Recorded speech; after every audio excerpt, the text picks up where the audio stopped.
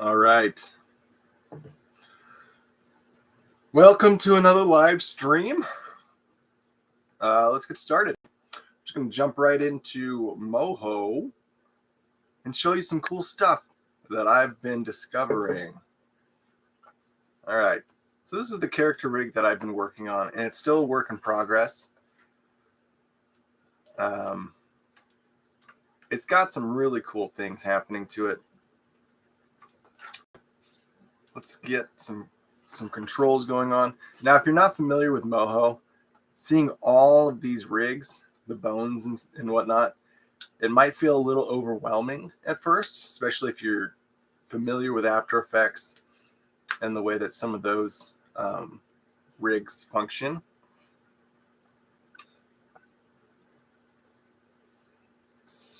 Let me look at something. All right, here we go.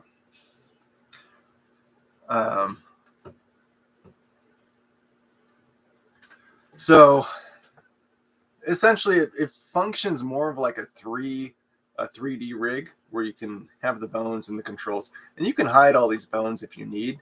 Let's say that you're doing IK. Anyway, let me show you something.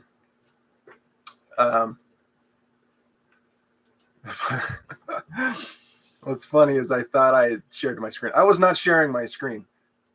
Let me share my screen so you can see what I was looking at just now. Here we go. Let's do it. I'm going to share what I want to. Here we go.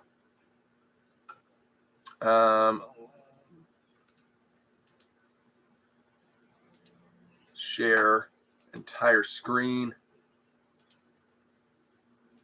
Let's do it. Okay. So it might look a little overwhelming at first just to see so many bones and whatnot. But what's really cool is I created this system. I honestly don't know if anyone else is using a rig like this. I've looked at a ton of tutorials. I haven't seen anyone use the rig quite like this. They'll make these bones, but then they delete them because they want to have these deformers that control the joints. But what's cool is you can start to manipulate, let's say, the arm around. And let's say that I kind of like the position, but it's just not quite there. There is a way where you could scale the bone, and it kind of works, except it'll kind of deform your artwork. But doing it this way, I have control over where this joint will go. And it's still controlled by this joint here. So if I get it into position and I realize it's not quite where I want it to be, I can move that limb around and then start to animate it. So it has some foreshortening here in the shoulder, the elbow. That was really cool to find that out. But then I also started thinking about, man, this program has some really powerful dynamic components. You have the ability to do things like hair and cloth really well. And I started thinking, could you do that with a limb? Let's say the limb was controlled by a bone, but then there was also some dynamics applied to it. And then it came out with a pretty cool result. Let me show you what I'm talking about. So if I take my character here, and then I put a keyframe here on the body, and then I just go forward like 6 frames and then turn the body. Watch what happens. I'll do 24 frames. I'll turn these off. Look at the limb. Look at the arms. You see how they wobble here?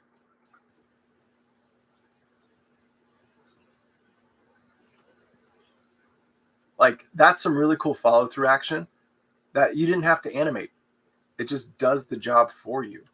So that if you're actually just going to animate simple movements, it's very intuitive, and it can take a lot of that fine-tuning aspect of animation off the table for you, that you don't have to worry about it, which is, like, for me, that's amazing, because it can save me that last 20 minutes of polishing up a character because the program is doing it for you. I think that's a very useful tool. Now, I'm not probably going to use that all the time. I might turn the dynamics off. So like if you come into this bone, and right now, this rig is very cluttered. I haven't cleaned it up.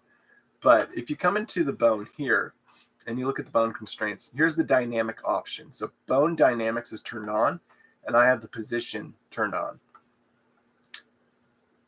I can increase the aspects of this so that if the body does turn, I can have it swing a lot longer and wider. So let's say if I turn the torque up to like 80 and then maybe the weight up to 20. Let's just see what happens. Actually, it looks a lot nicer. Also, another thing, let me see. It should be on. Yeah, it's on. So there's also a angle deformer or dynamic applied to the wrist so that as the arm is swinging, it's rotating with the turn. And I can turn that up too. So let's say that let's bump the torque up to like 20, maybe the weight up to 20. And let's just see what happens there. See that? Look at that. And I haven't animated a thing on this arm. Like, it opens up a lot of doors for, what you might want to be doing and allowing you to animate things more fluidly and get a better polished look to your character. And you can even add dynamics to like the spring or the squash of the body. So if I animate my character going up, it's going to automatically put that squash into the body. Now, as cool as that sounds, and it does some really awesome things, it can also have some detrimental effects to your animation process, because as you're going through your timeline with these dynamics on, it's kind of freaking out, because it needs like the beginning frame to process what your neutral pose is. If you start somewhere in the middle, like here, you might see that the arm will do something weird. See how it's like glitching back and forth? It's because it's trying to process this dynamic factor that we have on it. So like if I click on this bone, it should snap back into place. Oh, yeah, like that. Which isn't what you want, and it makes it very confusing when you animate. So a way around that is just turn the dynamics off as you do your first pass, and then turn it on when you're done with it, and just see how it looks. But again, like, this stuff is really cool to me. The ability to, like, I have, so like if I take this leg here and lift it, whoops.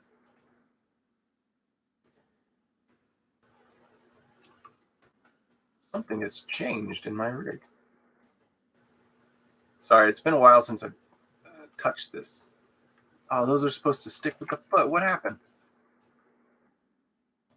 Gotta parent this. Let me parent this real quick.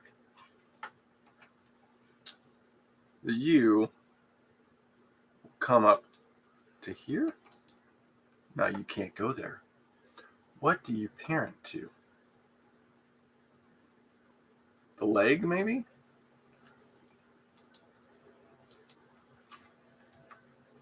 Huh.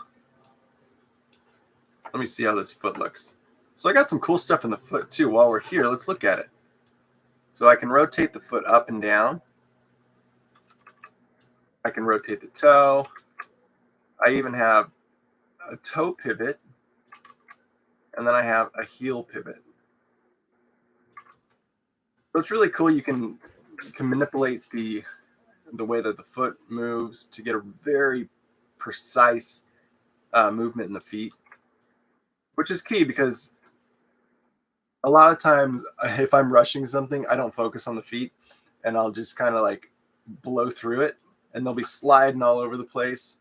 But if you have an eye for animation, most people's visual, at least for me, it's the funniest thing. Like if I watch someone's animation, all my eyes go straight to the feet. I want to see, like, what did the animator do?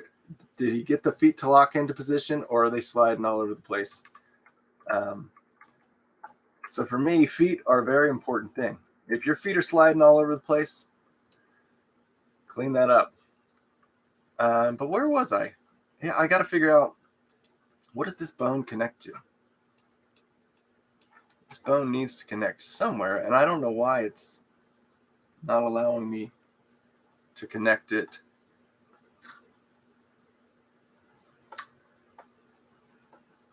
You say I look a lot like Jim Carrey. You know, it's funny. Yeah, I get that a lot. I used to get a lot more when I was younger. For some reason, people would be like, "Oh, you should play like a young Jim Carrey in a movie." I was like, "Yeah, it's that easy. Just go play young Jim Carrey in a movie." Sure, I'll do it. It never happened. But Jim Carrey is actually my father, so that's pretty cool. Why won't this parent to anything? I'm like really confused. And this is where my weaknesses are showing. Again, this is like the first time I'm using the program, so give me some grace. All right. That should be a problem, but I'm just going to ignore it for right now because I don't know what I am doing. Yeah, this one goes down there. And this one, where is it going? Pete, I want you to parent to something. Anything.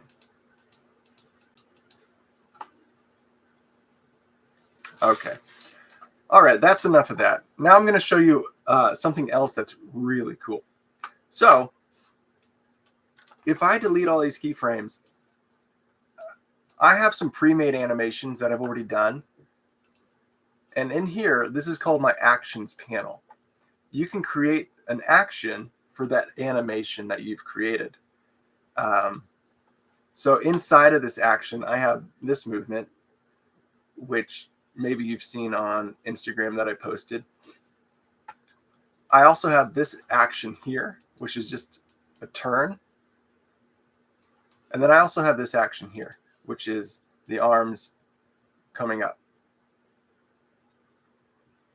Okay.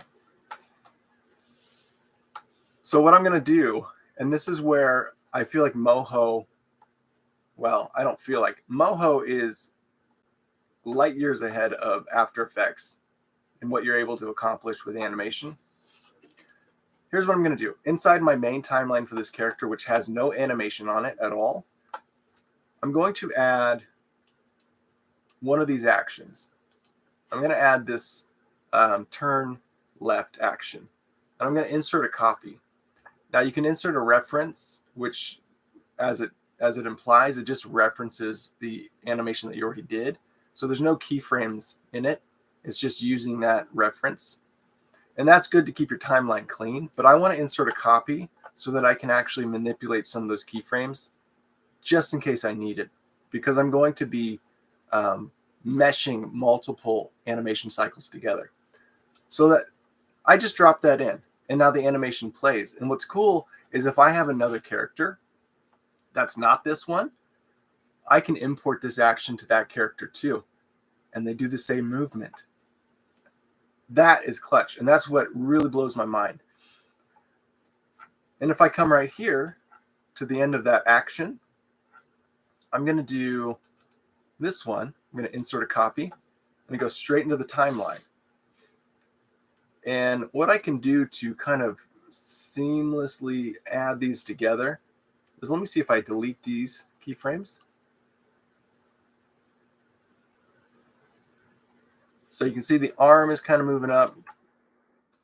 Let me try doing one other thing. So instead of putting it at the end there, maybe I'll, whoops, went back too far. Redo. Let me try putting it maybe here. Action 1, insert a copy.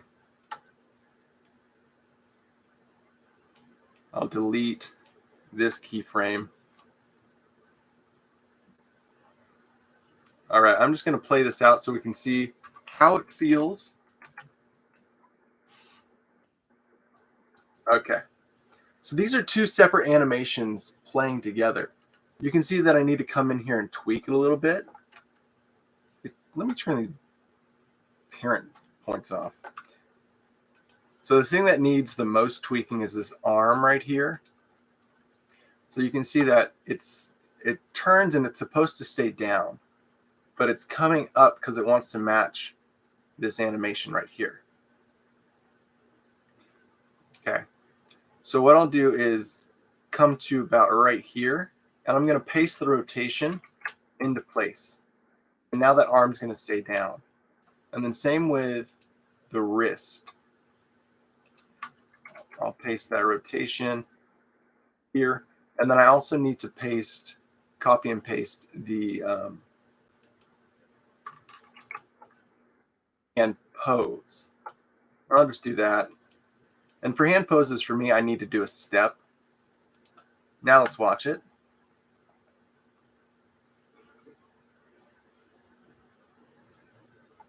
All right. Just like that, we have something cool happening. We have two animations that are now seamlessly meshed to create a new performance. Let's see if we can add a third one in here. So I'll come down here to about the end. Now this one's tricky because this is a completely different pose. I don't know if it's going to work. So let's insert this copy. Okay. So the hands are up, and then all of a sudden he just kind of drops. Let's just see what it does. I'll go up to 200 on my timeline.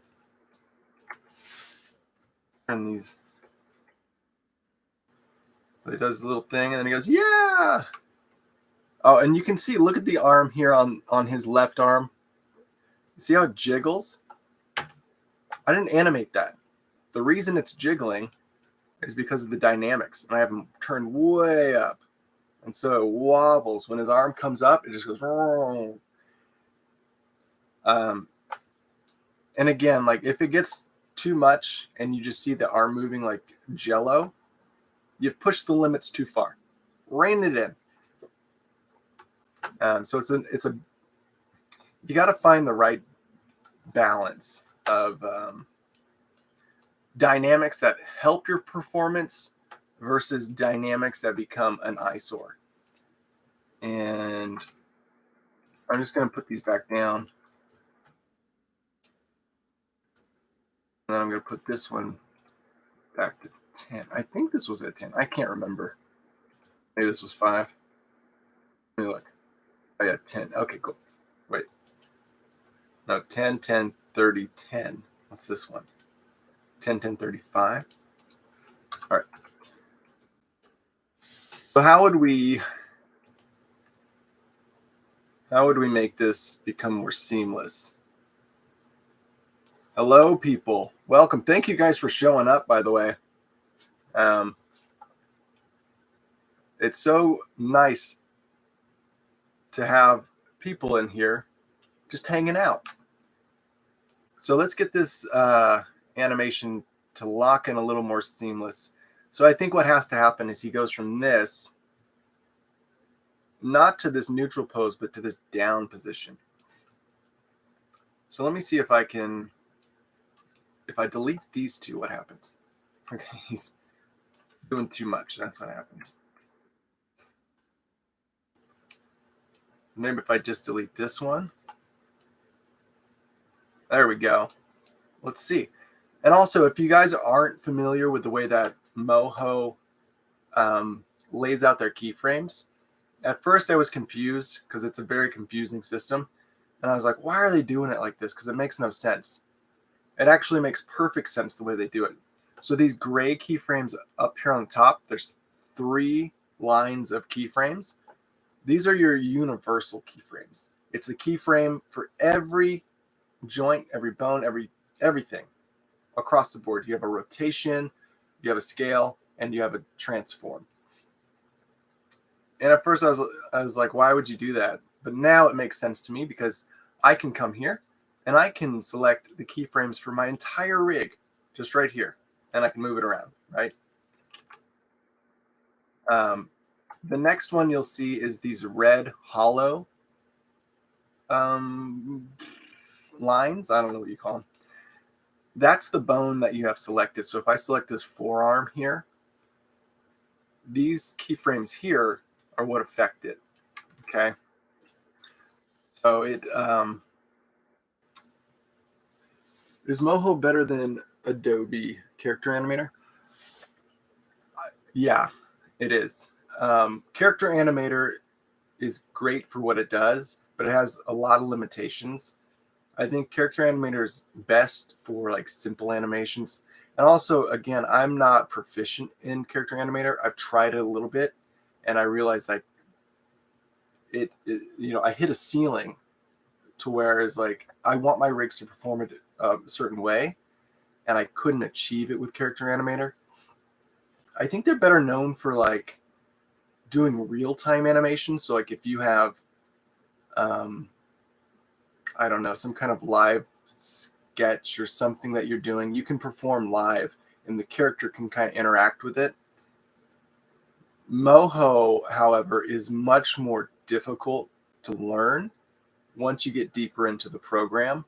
I feel like Character Animator is a very simple process to understand, and it makes sense. This one is more of like the Ferrari of animation softwares. So the keyframes. So yeah, all of these lines down here are the different joints, layers, all the bones, and they all have keyframes on them. So if I was to go in there and individually change each one, it would be very time consuming. So the fact that we have this universal list here is very helpful. So let's watch this whole thing play out again.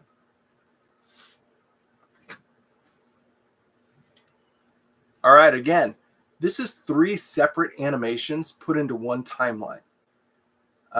And you might hit some limitations if you try rearranging them. I think this works nicely as it is because the animation plays in a certain order. If you were to have your character neutral facing camera and you were doing a lot of different things, you could probably pick and choose and really make this jigsaw puzzle of a performance pretty easily.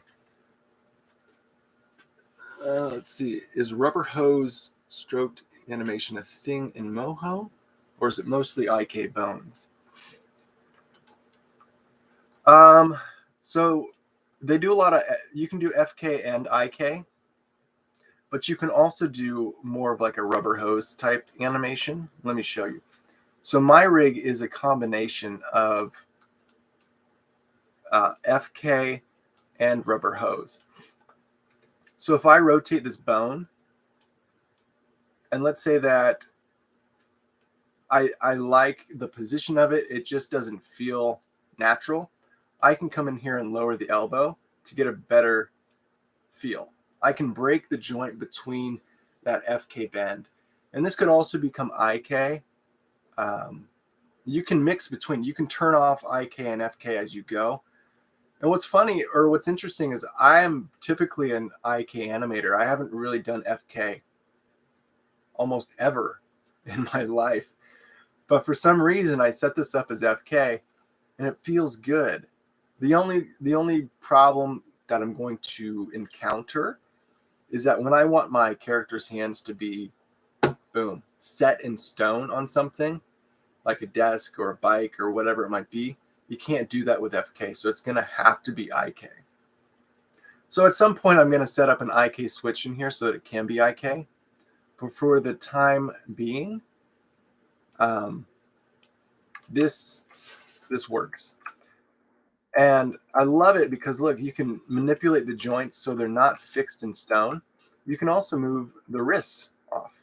So like I can pick which one that I want to move, and that gets a much more realistic bend to it because our arms are never like perfectly positioned at the camera and they're not always just so stiff, So it's nice to be able to soften that shape and manipulate it to a pose that you want. And it's cool. And so anytime I make an adjustment to a bone, and like, let's say that I want to go back to my neutral, you have these reset options, and it puts it right back to where it was when you made the rig. And that's helpful too, because you can really get your character in some crazy positions, and it's always easy to get right back where you started. So that stuff's really cool. So I feel like I've kind of walked you through this part of it. I don't know. Do you guys want to do like just some kind of a simple animation, or do you want me to keep walking you through the rig and what Moho is all about? Really, I don't have like an agenda. I was thinking I would do an animation just to get another like action into place. But I'm cool. I'm cool to do whatever. You know, this is your time just as much as it's my time.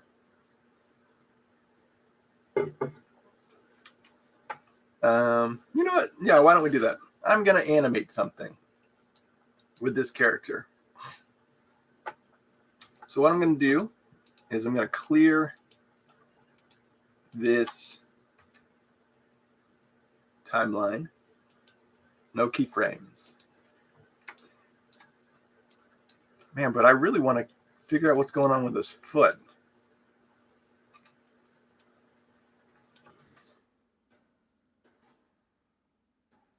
Oh, that's what it was. I forgot. Originally I was using these as my control points to move the foot, but then I switched it to this, and now this is my anchor point. So if I want to move the leg, I do that. And also I have the ability to change this knee position as well. And the reason that this is really cool too is because the artwork doesn't deform. So as I move it around, the joint stays a perfect circle. Okay? Usually with artwork, if you scale it, right, that either that joint is going to stretch and become like elongated and is no longer going to rotate properly. But this one, it just stays locked in. So it's perfect. So the process for this is, let me see. I had a character that I designed in Illustrator. I designed it in Illustrator. I rigged it in After Effects, and I was animating the character for a few months. And then what ended up happening was the character rigs and the project that I was working on just became so labor intensive on my computer that it just froze, and I literally couldn't do anything in that project anymore. Opening it up was just a pain, let alone like editing an animation. And so I had these original characters, and then I just brought this in right here. So I brought this picture in, and then I started designing everything. So Moho has their own design tools. So what you can do is you can create your own layers, and then you start building out, you know, whatever it is that you want to make. This is a whole new system of doing things. It even functions differently than Photoshop, Illustrator, or After Effects. So it takes a little bit of time to get used to, but you can manipulate like scale, manipulate the points, all that good stuff. The thing that kind of frustrates me the most is that if I'm trying to move a point, it kind of auto corrects this Bezier curve, and it can do some pretty funky things, especially when you're trying to rig this character. Like if I was going to, let's say that these were the hips, and I wanted to move the hips just in a position, you can see how it's like rotating it in this way. And I'm like, sometimes that might be what you want, but a lot of times it's not quite what you need. And so you end up having to like readjust it. And then what ends up happening is when it blends between those two keyframes, it can kind of create these weird like movements in those curves. And so it's not like a seamless move. Anyway, it's just something to get used to. But the way that you do it is you design all your characters right here. And then you can add different fill colors, whatever it might be. You can change the stroke, turn it on, turn it off. Something I haven't done yet that is just, it looks so amazing, is you have all these brushes that you can apply to something like a stroke. So let me see if I can get this to work, because that would be really cool. I've seen people do it. I just haven't done it myself. Let's say, oh, here we go. So I've got a brush on there. Let me see if we can increase this. I'll do that later. So you can change jitter, spacing. You can make it bigger and chunkier. Size variation. Oh, and you can do line boil. So as you animate your character, the stroke is going to move. It's not going to be like fixed with the shape. It'll start to like move with it to give like an animated feel. So I'm just going to hit OK. I want to increase this stroke so I can see what we're working with. Huh. And it turns off. Let me see if I... Oh, yeah. So I guess it turns off the effect when you're not using, or when you're in this preview mode. I'm not quite sure why. Maybe it's too big. I don't know. No. I guess it's just a way to keep the program running smoothly. There's got to be a way to keep it on, because I've seen tutorials where people are animating it. Anyway, so that's the process there. So what I want to do is I'm just going to animate something, and then we'll see what we come up with. Let me reset my rig. So there's frame 0, and frame 0 is your character's neutral pose. The timeline doesn't play frame 0. This is just where your character always goes back to. So if I'm here in my timeline, I'm like, okay, I'm just going to delete all the keyframes. It goes back to neutral because it's reading this first keyframe.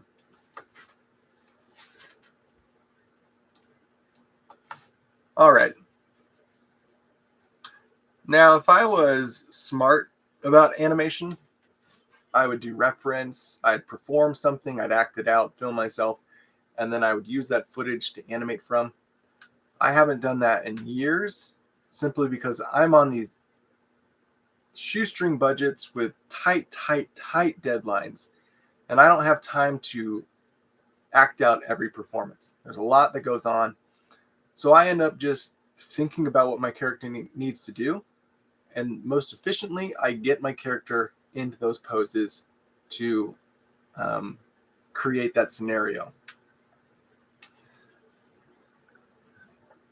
Yep, After Effects is super slow.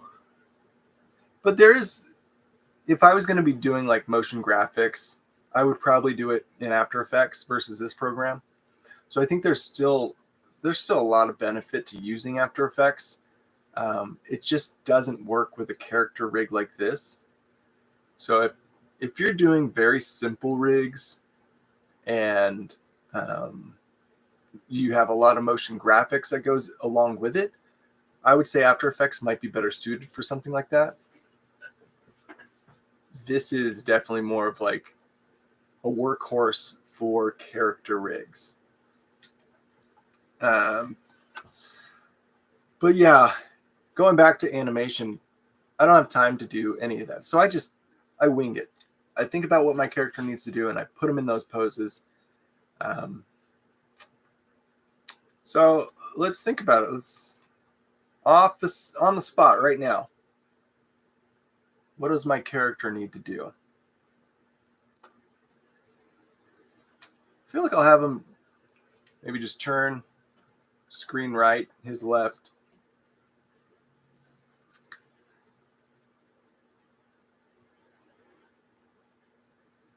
maybe he'll look worried or concerned.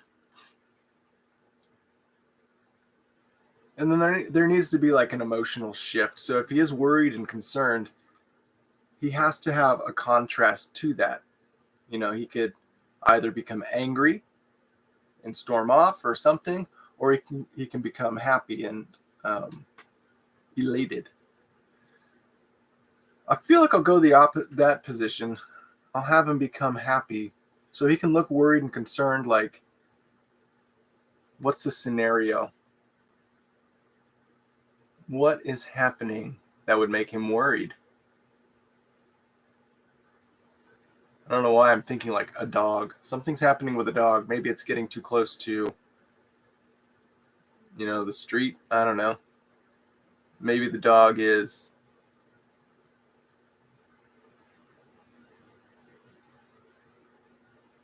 why would you be worried about a dog? I don't know. I've never really worried about a dog.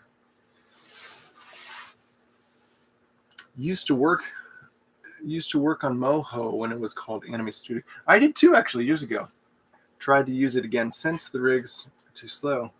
I've used Vitruvian bones. I haven't used Vitruvian bones. I've seen them, and the process just seemed like super cumbersome to do like different rigs for different positions. I don't know. I haven't. Is that something that you've used? I can see how that would be very helpful. Like if you're using a certain pose that is maybe complicated to get into, and you use that pose often, but it's not natural or normal to the character, I could see how setting up that arm in that position would be useful, whatever it might be. For the most part, I feel like with the rig that I have, I can set my character, his position, into just about any position that you might need. So I guess there's got to be some reason why you would use that type of rigging system. And by the way, if you don't know what I'm talking about, you can have an arm rigged like this, and then you can turn that rig off and have a rig where your arms turn like this. What it might be used for, and correct me if I'm wrong, it seems like one of the challenging things with Moho is the switch between, if you have an IK limb, the switch between, you know, left facing position and right facing bend is pretty challenging. So like if I lift the foot up, see how it bends to his right? In order to get it to switch to the opposite direction,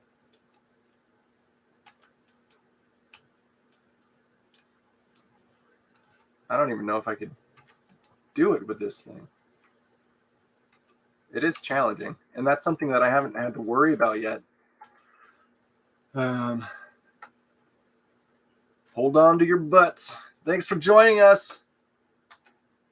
Let's get this switch to work. I don't know.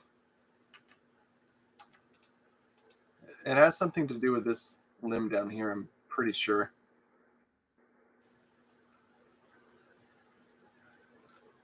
Man, how does it work? Maybe this foot will do it better.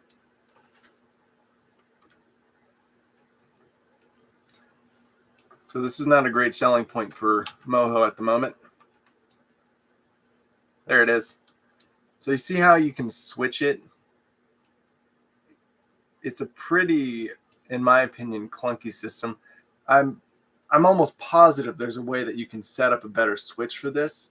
I just haven't done that because I'm still learning Moho. I'm not even that great of a character rigger. But, whoops. From what I understand, this is how it's done. You just switch it back and forth. So you'd have to click and drag it, and it goes back and forth.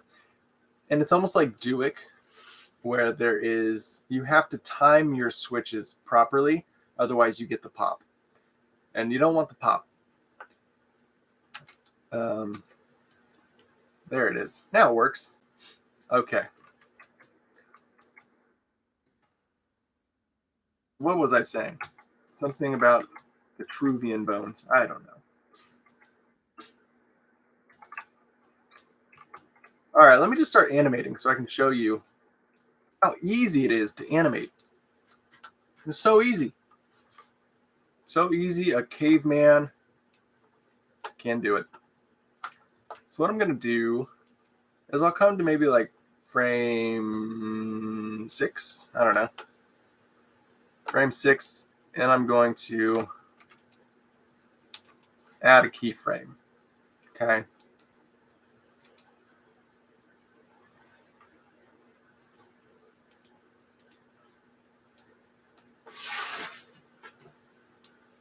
All right. Then I'm going to come maybe to, I don't know. We'll do frame 12. I like to move pretty quickly with keyframes, so like not very long in my rotations. So then I'll have the body turn in this direction. Now I'm going to do the same thing with the head. Let's add a keyframe here and here. And then maybe I'll offset just a little bit. I'll rotate in that position. I'll have the head come up and go down. Head turn, what's going on with you?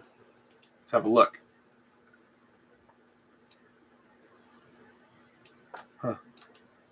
Let's delete that. There we go. All right. I'm going to actually, I don't have any keyframes here, do I? Oops. You know what? Got all these bones showing. I'm going to hide them. So these are my bones for my hair. Then I've got these little bones here that control the artwork. Then I got these bones here that control this little belt. So anything I don't need, I'm just going to get rid of. See ya.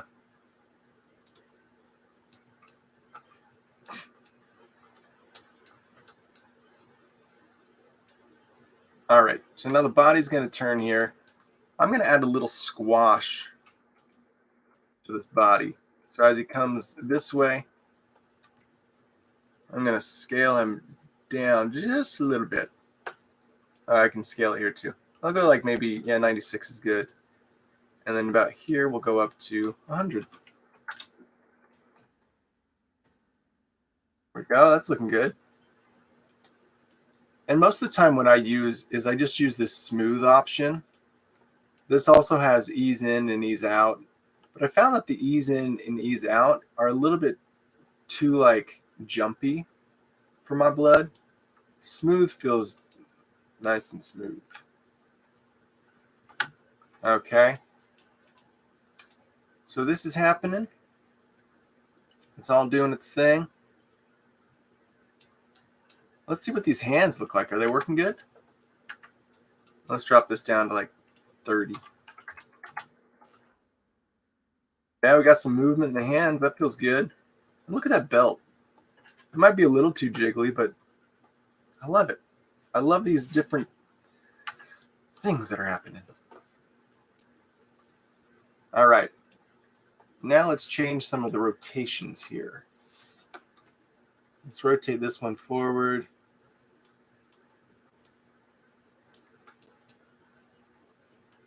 Maybe we'll, I don't want to do that. So I've got this control for the hips here. And then maybe I'll do this guy forward as well.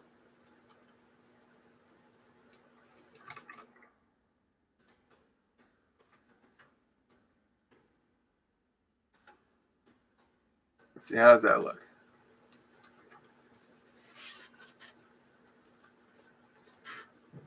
Don't worry.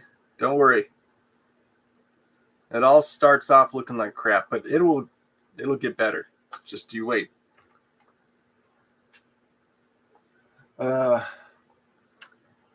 Was the artwork? Yeah, it was created in Moho. So I use all of their tools to design it. You can use Photoshop layers or Illustrator files, I believe. So that's always an option. And I've tried using the Illustrator import, but it didn't. I don't know. It was just I just wanted to make something from scratch anyway, so I just decided, you know what, I'm just going to do it. All right. So some things that make animation more appealing are overlap. Now, if you're not familiar with what overlap is, it's simply the motion that is attached to a main motion. So if I move my body, overlap would be my head. So if my body goes this way and it's a quick enough reaction, my neck might jolt this way first and then my head that way. And then it will follow up and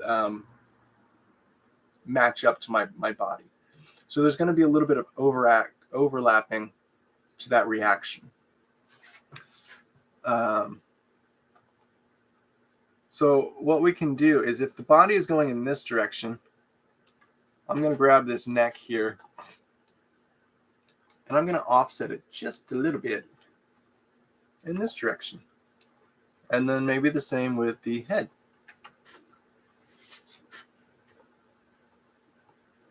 Okay. It's looking good.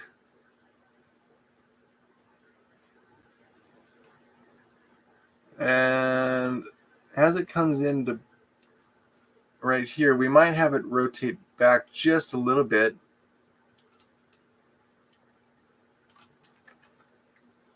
To give the illusion of it's settling into place.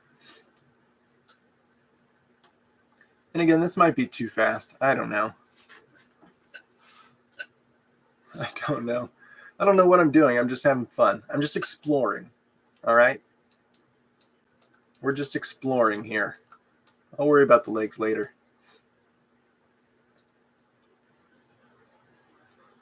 So actually, if the body is turning like this, I might have the head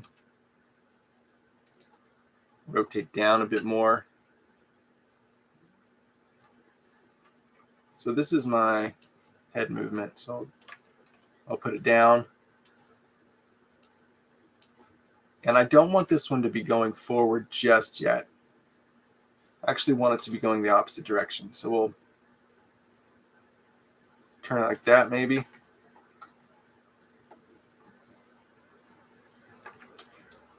Yeah, this whole thing is feeling kind of jumpy.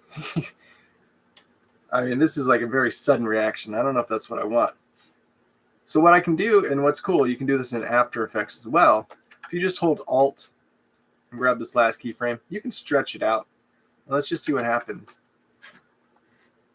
The beauty, though, is that in After Effects, it gives you those weird in-between keyframes, which nobody wants.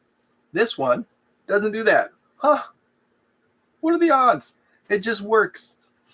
So there's no in-between keyframes. It gives you normal keyframes. Cool. One thing I can see right off the bat is that head's going back too far. So what I'm going to do is I'll turn it back this way. And you can see the nose, it breaks. There was no easy way to do this. So I have him basically from head forward. The nose is to his right. And then right as he switches to the other side, it does a quick flip. Not like a perfect flip, but a very quick one. So let's see here.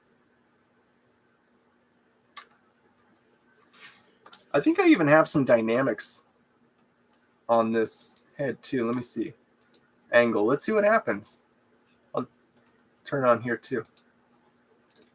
So if it works, what's going to happen is the head is going to continue to move until it settles from the inertia. Let's go up to 45. And it didn't really work. You can look at these and see that it does. See how it like wobbles?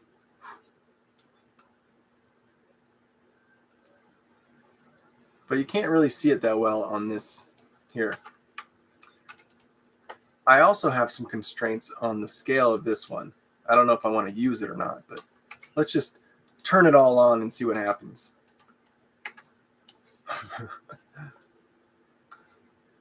All right, it's starting to feel more weighty, right? You can start to feel that wobble into it.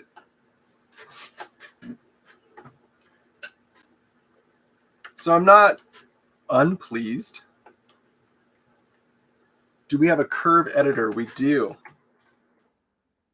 So the only time that I typically go into a curve editor is if I have an action where the body needs to move slowly and then speed and then come to a complete stop very abruptly. What I'll do is, for instance, let's look at maybe this head turn here. So this is my, right here are my keyframes for my head turn. So if I switch this from a smooth to a Bezier, actually I'll switch them all to Bezier. Oops, that was bounce. And then I come here to this little squiggly line. That's my graph editor. And if I double click here, now we can see my curves. And you can see this is actually a great place to do it. So thank you for reminding me. So what I want to happen is I want that head to turn back a little bit. So if I lift this up, the head should go backwards. See how that works? And if I pull this one down, so it'll go backwards, over rotate forward right here, and then settle back in the opposite direction. So if I pull this forward, you'll see it. It'll go all the way forward and then back a little bit. So you really adjust like the position of it with using just, I have 3 keyframes here. So you see how that works? That actually looks really great. I could probably pull this back too. That's too much. Never mind. Perfect how it is. And if his head was moving too far in the opposite direction, if it felt like it was giving it too much weight, you could come into this part here and just shrink down that little bump. Okay. So that's how I use the curve editor. That's how I would use Bezier to get that nice overlapping rotation. But for the most part, so that I don't have to do that, smooth seems to work the best for me. So like if I select this neck here, it could probably use some of that overlapping action. So what I would do is I would adjust these to Bezier curves. Oops. And as the head, oh, it already does it.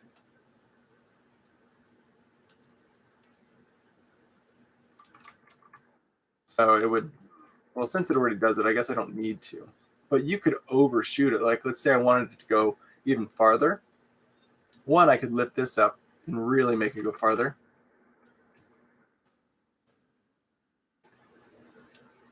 Like so. But that's just a little bit too far for me.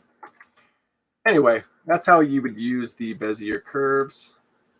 But again, for me, smooth, it does the same thing almost. So I'm just going to leave it like that.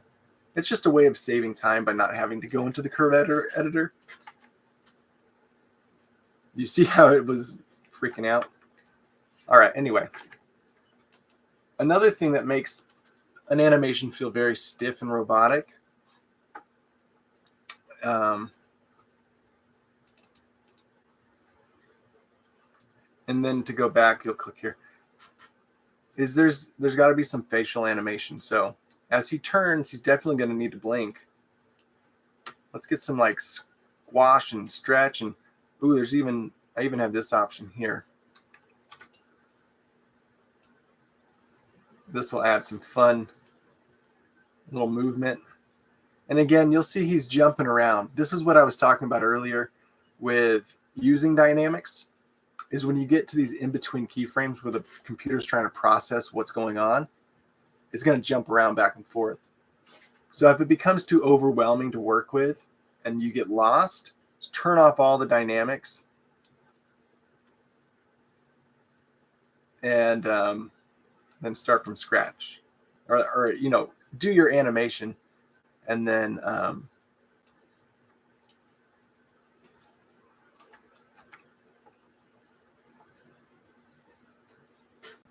that might be a little too much jiggle to the mouth. But once everything starts squishing and moving, maybe it'll look more natural. So let's go ahead and add a blink here. So right here, he's going to close his eyes. I don't know why there's a keyframe there, but we'll close them.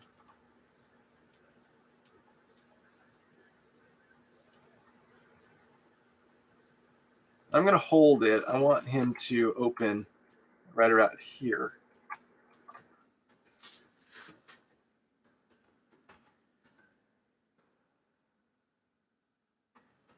Okay. Then we'll do something with the eyelid or the eyebrows. Maybe here we'll just lower him. You know, he's kind of like scrunching up his eyebrows to see what's going on. And then we'll open them back up here. Maybe I can even do a little eyebrow raise. I don't know. Let me see what else. Do I want to change any of that? Some eyelids? I'll worry about that later. All right. All in all, I feel like the mouth is just a little bit too boring.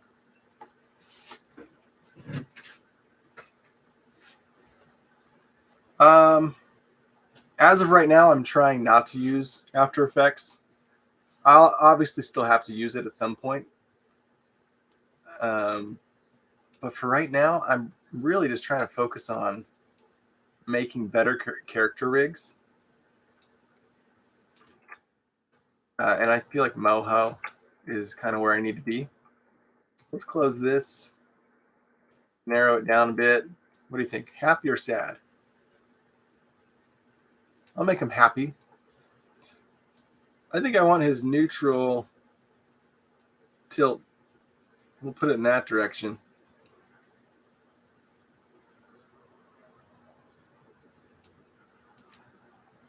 And then I have to come in here and make sure it's in the same spot.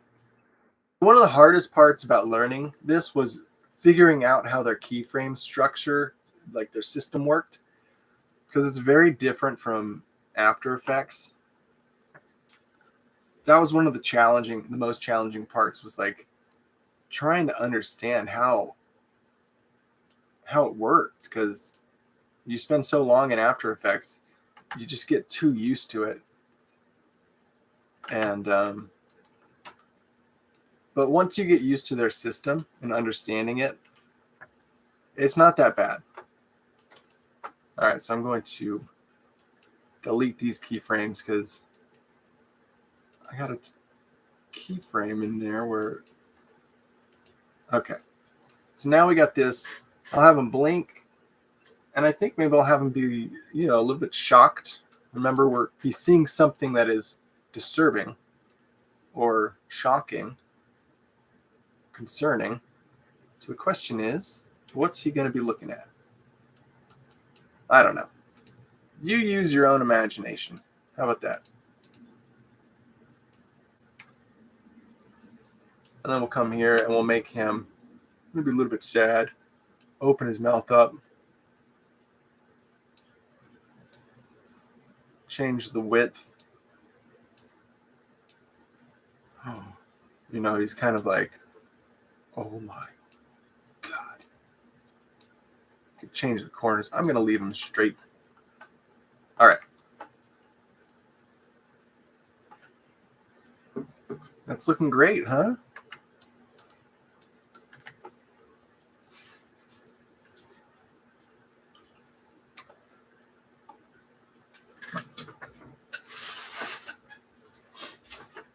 All right, what do you think? Should we lift up his arm or something? Let's try that. So maybe right here, we'll move his arm around a bit.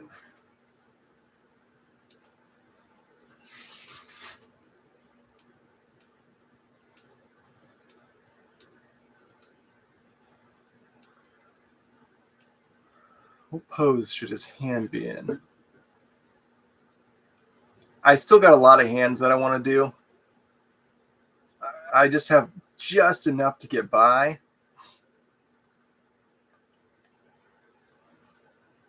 I'm not quite sure. I'm not quite sure if any of them do the job, but all right, we'll do that one. Now.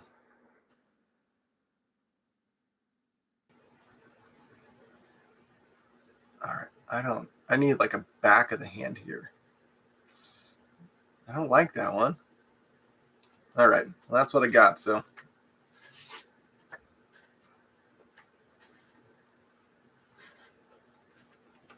All right, that feels stiff, doesn't it?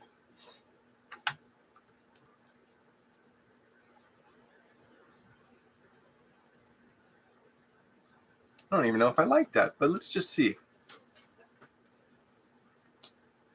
So his arm's going to come up. I want to displace the timing of these. So maybe we'll have this back arm come up a little later.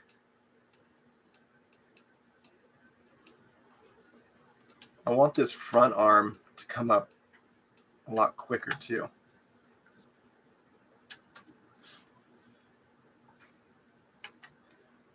I want both arms to come up a lot quicker. So maybe like what? What do we got?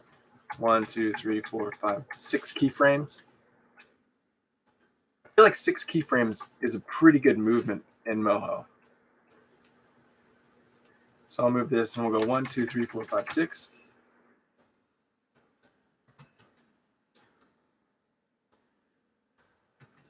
All right, now they're moving into position a little too early. So let's grab these guys.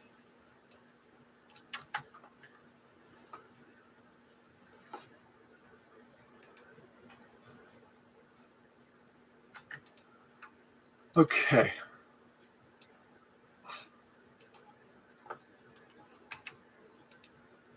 So one thing we can do here is use that Bezier curve. If I change these to Bezier, before it comes up, we can have it go back. See that? And then before it comes and rests forward, it'll come up and then down. So if I move this over like so, let's just see how that looks. That looks terrible, doesn't it? So don't be afraid to take chances. I take chances all the time. Most of the time, they don't work. So let's see, that feels a little better. The arm comes forward a little bit.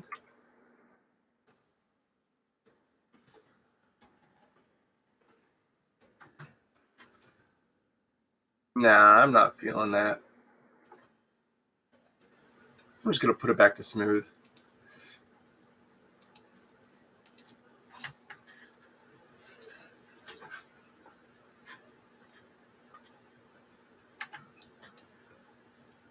All right, I'm going to change the position of the eyes here. So maybe right here, we'll have them look over.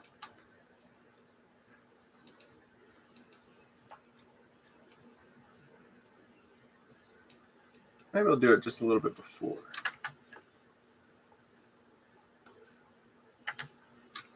And then just so we can see his eyes, I'll move him back.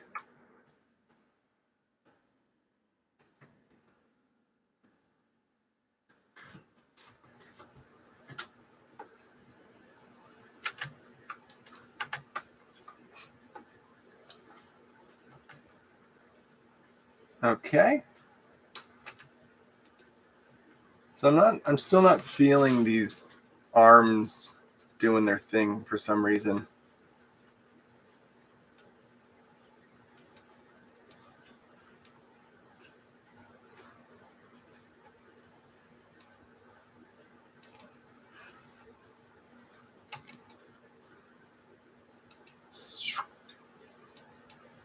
Let me see. Let me see if we can adjust this. Oh, that looks cool. Just a better pose, right? Oh, we got to reset it. Oops. Yeah.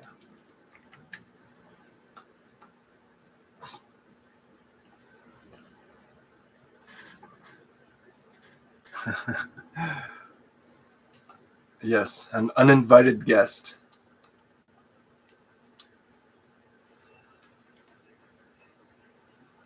So there we go. He's got his turn happening. I feel like I'm going to adjust this elbow too, because I don't know, if you have the ability to break that perfect angle, take it, right? Just take it. So what you want to try to do is not make a new angle, but keep the one you have and just shorten one of the limbs.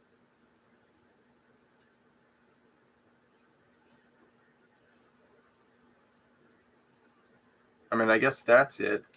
But at the same time, maybe I'll adjust this part of it too. Oops. Let's do this and this and that. Which one? This? Nah, something's not working. Sure, we'll do that. Why not? All right, we got a weird jump in there. What's going on? Let's find out. Here it is. All right, I'll get rid of that one.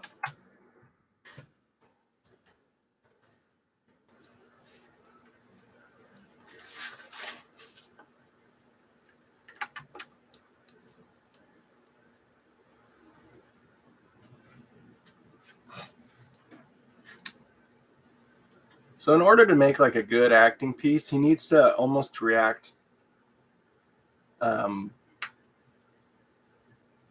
again. Like in order to keep the movement happening, I want to quickly go into something else, and I'm not sure what.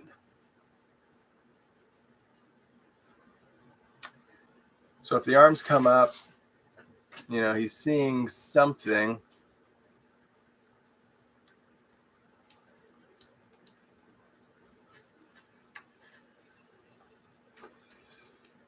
What would he do next? Could he like put his hands to his mouth maybe?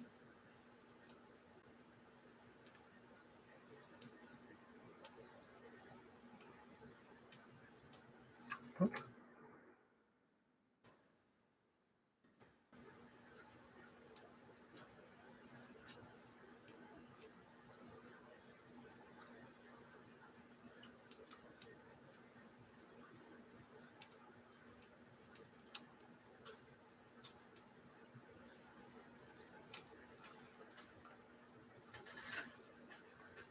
He needs to raise the roof.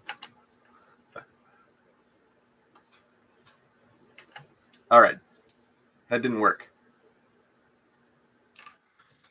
I want to put a keyframe before he does it. That way we're not having this weird floating effect. Don't want any floating.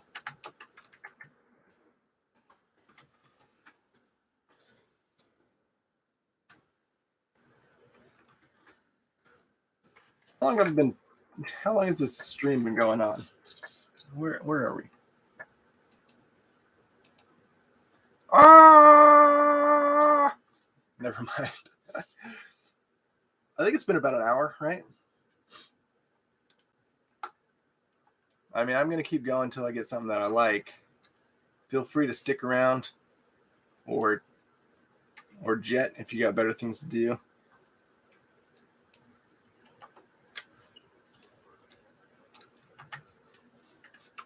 All right. So right here, I'll add a keyframe to everything. This is another cool thing too, is like you can add a keyframe to the entire character just from right here. So now I can go into my next pose. And this is also good for planning out your actions. So if I have, let's say that I like this action, but I want to keep going and doing more animation to the piece. I might as well just show you. So here we go. What I would do is I would come up here, and this little button here is a new action. I'm going to call this, what is that? His left turn. Well, I'll say right turn because it's frame right. Right turn shock, maybe? Is he shocked? I don't know. Call it whatever you want. What does it matter? So this is your action composition, whatever you want to call it. I'm not sure. This is an action. So if I come to the main line and then I copy my keyframes, going back inside of my action, when I paste them, it should hopefully do exactly what I just did. Okay, so now that movement's happening and it's all perfect. And now it's an action. So I could come here into the main line, click on my new action that I've done, and I'm going to export it. And I have a folder here called Actions. And look at all these actions. I'm going to name it Right Turn Shock. I'll save it. Now, this is a little bit of a trust fall experiment. If I delete, let me just make sure it works. If I delete all my keyframes, all my animation's gone. I don't want to delete that one just yet, but I'll show you. Now if I want to import my action, I click the import. I'll choose right turn. No. Oh, wait. Did I want import. Let's bring it in. Right turn shock. There we go. It says it already has it. I'm really messing this up. I guess I'll just delete it. This is the real trust fall experiment here. All that animation's gone. Will it come back? Here we go. Moment of truth. Insert. Copy. Oh, and something messed up. Let's see what it is. Let's see. Convert to relative. I've heard that works. So now let's try this. Insert a copy. There it is. Okay, so it worked. So that's how you save an action, export it, and then you can import it back in.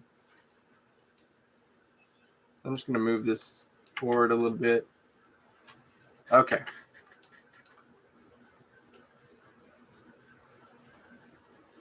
This does feel farther, though. Wasn't it at like 48? Let me look. Yeah, it ended here at 42 or 40. Where am I? 45, 44. So why is it coming all the way up to 60? And what are these? What have I done?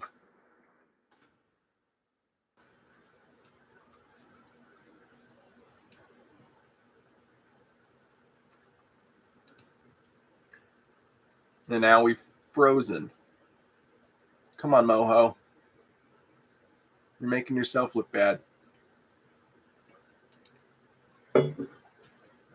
I think I freaked it out with all of my freak out.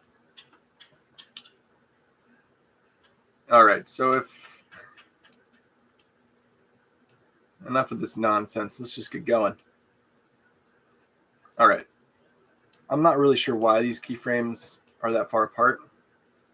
I'm just going to bump them back into place. Let's watch it. He does it. Great. Everything looks good. Okay. Now I'm going to add on to this animation. It can also be Kung Fu Fighting Master. Get ready for a fight. That's what I'm talking about. Yeah, it's funny. I was doing some exercises with this character to see how it worked, and I was doing this kung fu pose because when he comes down into position, I had all these dynamics happening, and his body was just like jiggling exactly like it would, and that's what got me fired up. I don't have it because it was just for fun. I didn't save it, but at one point he was a kung fu master. Um,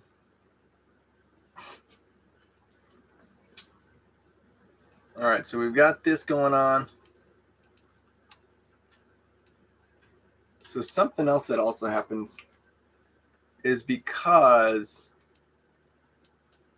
the hands, when they switch in their transitions, it has to be like a hold keyframe essentially, and right now they're on smooth. So what I have to do is change these to step and not smooth. So now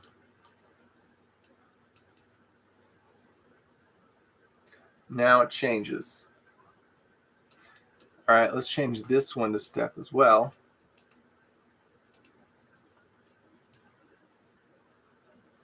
And those are not the right hand poses.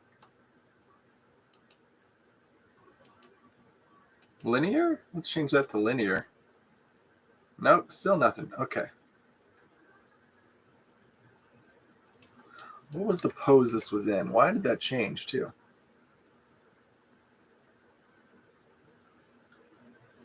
Now I got to do this whole thing all over again. I think I just kept it there, didn't I?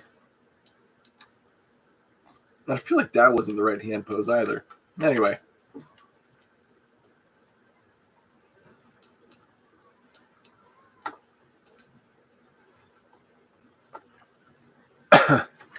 Oh, and the mouth is freaking out.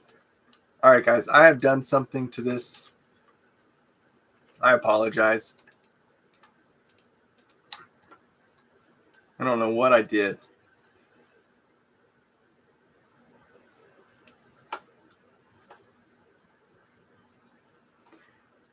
Don't know what I did.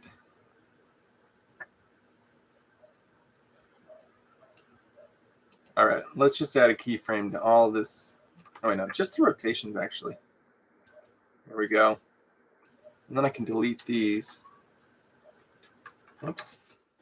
That's not what I wanted.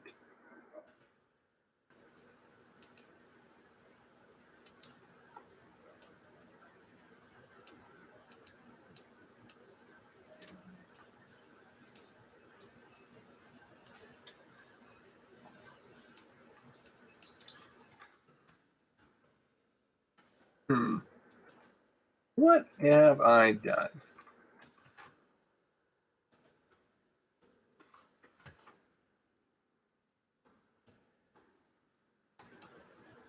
All right.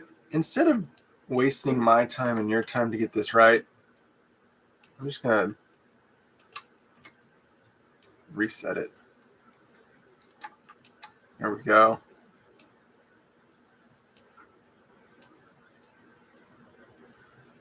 Why is it changing like that?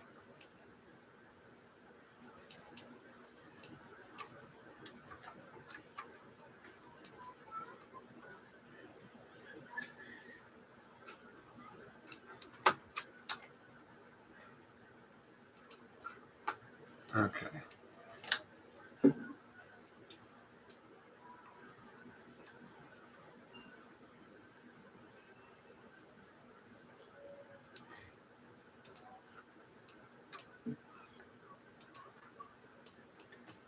All right. I don't know what's going on, but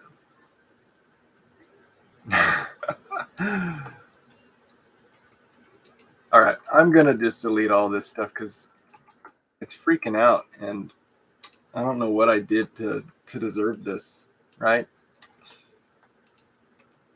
All right. We're going to change this to closed.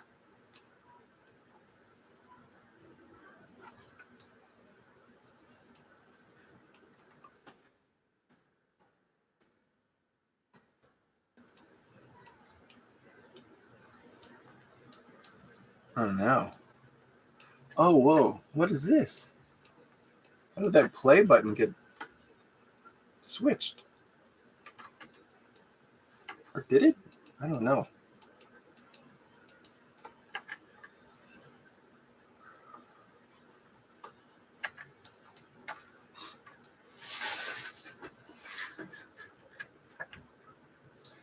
I don't know what's going on, guys.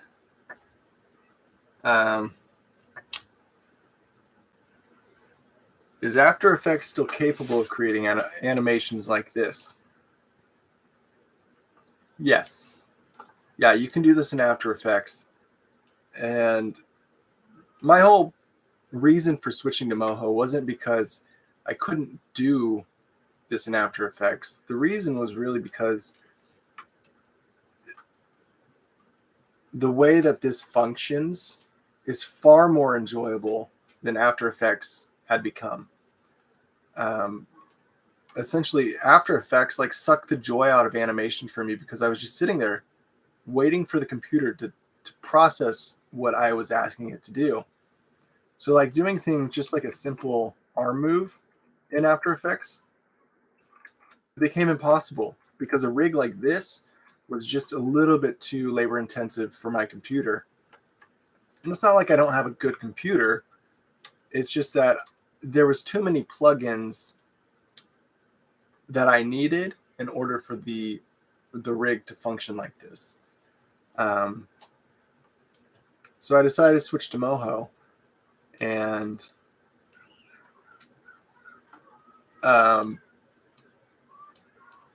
yeah, it's just made it so much more enjoyable. It's become fun again to actually animate because I love pushing this character into positions, getting it to move around. That's the most fun. And then you watch it play back. It's like Christmas morning when your animation comes to life. It's just a beautiful thing. So yeah, it's been fun. Oops. I don't know what's going on with this.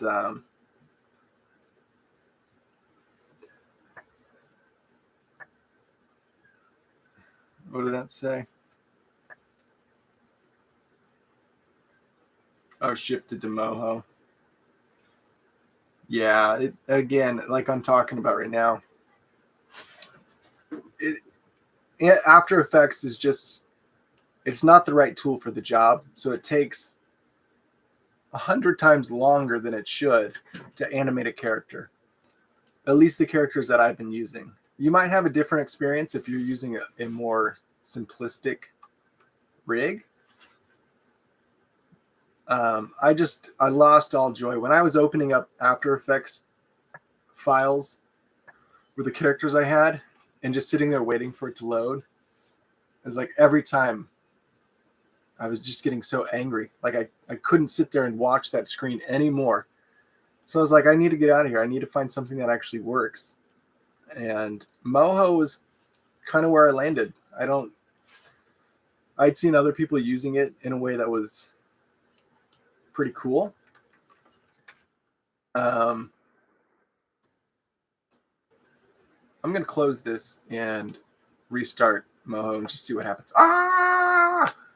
No!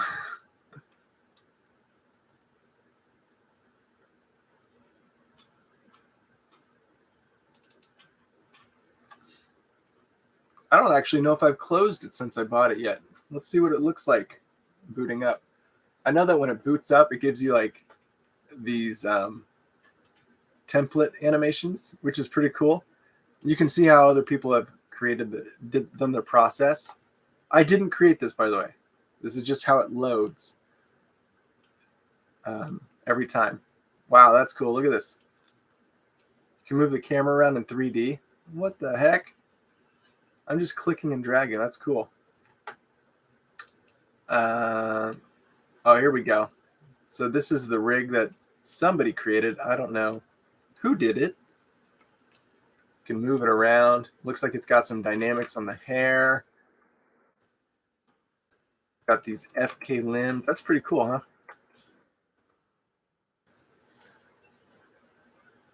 Yeah, I've looked at Rive. I'm sure Rive is a very useful tool. I haven't explored it extensively. So I can't tell you much about it other than the way that it interacts with different commands is really cool.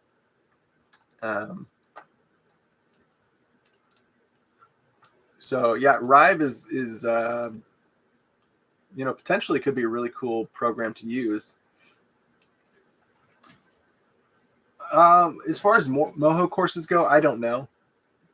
Maybe I'd have to find the time for it. Right now, I barely have time to do these live streams. Yeah, I've been here for an hour and a half. Like, the perk of doing a live stream like this is work that I'll find a way to implement it into my project. So that's really cool. I was really just trying to take you along on my process on how I'm animating these rigs, and you can kind of get a feel for like how I would approach a subject or a topic. But man, with animation, it's hard to like create a performance unless you've thought about what the character's doing first. And unfortunately, I did not think about what he was going to be doing. And I don't have a script in my hand to like process this acting piece with. So maybe next week, if I have a script with better direction, I'll be able to be like, all right, here's what our character is doing. Let's get him into that position and do it. And maybe there'll even be multiple characters in this scene. I don't know.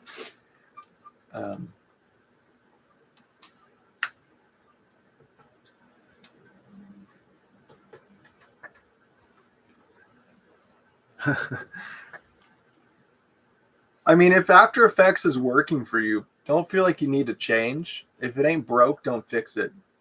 Unfortunately, what I was using was broke. And there was no way in the world that After Effects, even if I had a better computer, After Effects just would not ever be enjoyable to the level that I was trying to get to. After Effects is still a great tool. It's just not what I can't use it anymore at this point. And there's a lot of areas with this rig that I can kind of show you why they're good. And I think this arm rig is a really useful way of demonstrating that. Just the ability that you have to move things around.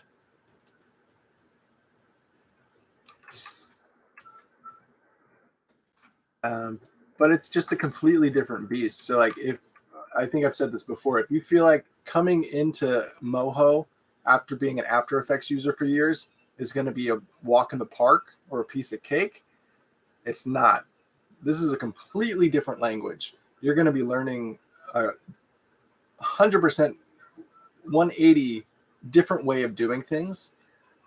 It looks the same. It maybe even functions the same, but the language that they use is completely different. So there's a steep learning curve, but once you get into it and you start to understand it, just like with everything, once you have a better grasp on what you're doing, it becomes easier. And I feel like Moho has tools that After Effects just doesn't have. Things with like the bone dynamics to do cloth and hair, which are amazing. Like that's a game changer right there alone. Like the ability to just move an object and have a piece of cloth follow along. It's ridiculous.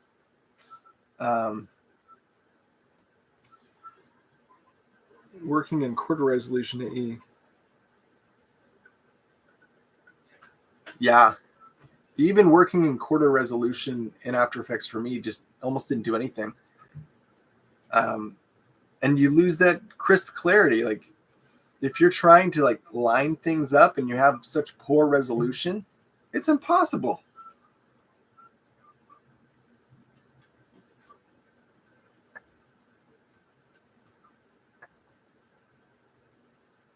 Yeah, drawing the characters in Moho. It works. And again, you can do that in After Effects. You can draw the shape layers and then rig them up using joysticks and sliders, and then have Limber or Duick.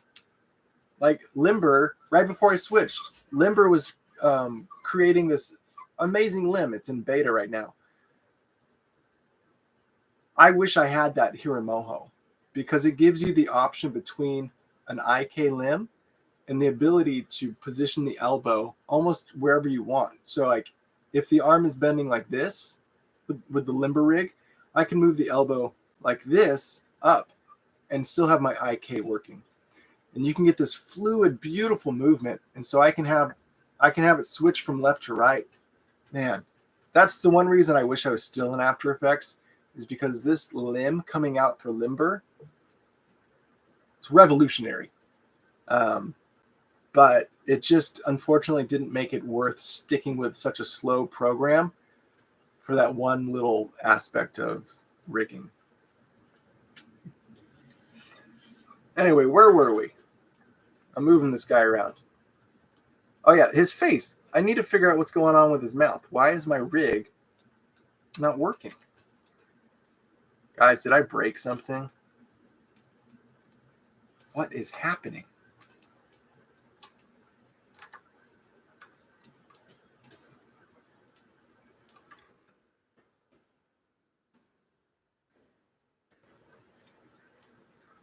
Okay, so the rig still works, but for some reason, I can see it right here. This play button has shifted to frame 5 or frame 4.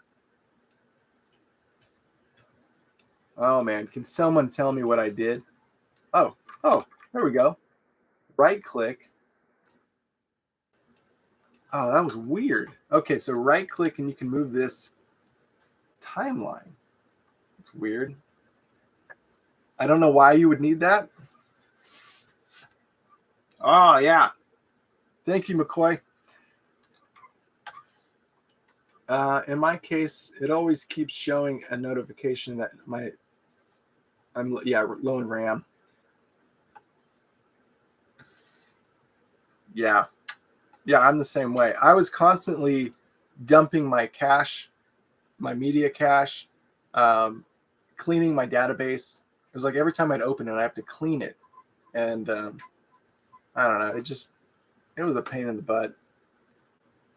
All right, let's add this right turn shock back in. Insert a copy. There we go.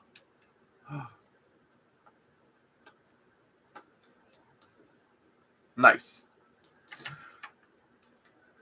So I feel like this mouth is too wide. Let's check out this width. Was it that wide to begin with? I don't feel like it was.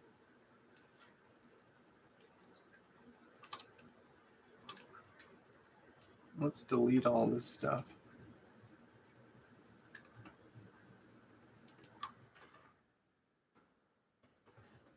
Make it smaller. Close it up a bit.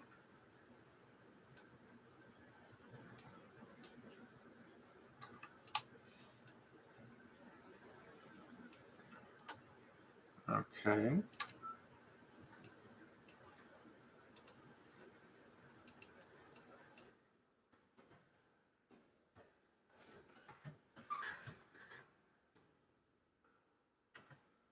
All right, now let's change the tilt, because something's clicking here.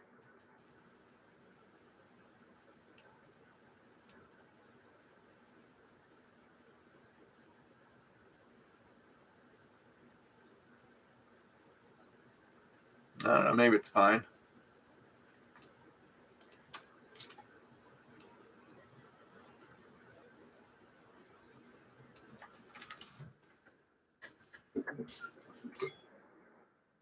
The graph editor isn't good enough. The graph editor isn't good enough in Moho like it is in AA or AI or AI, AE, After Effects. It's harder to use, I'll say that. I like the ability to, because it almost seems like in After Effects, anything that you make has a Bezier curve to it.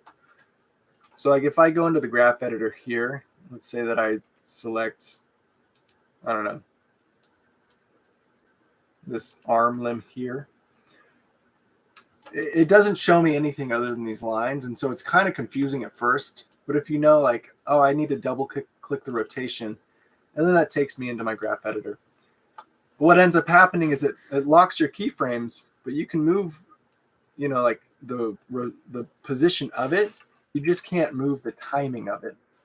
And in order to do that, you have to go in, and it does become a little bit of a laborsome task because you have to switch it to Bezier. And now once it's a Bezier curve, you can adjust, whoops, you can adjust your points.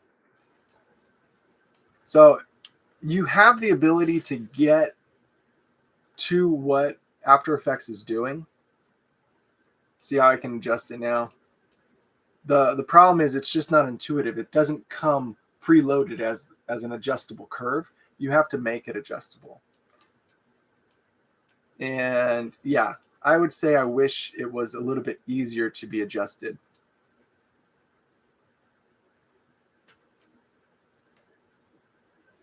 You can get there. It just takes a little bit extra work. And right there, that's really cool. You can see how it comes up, and I make it go a little bit higher, and then it settles back into place. That might be a little too floaty for what I'm trying to do, but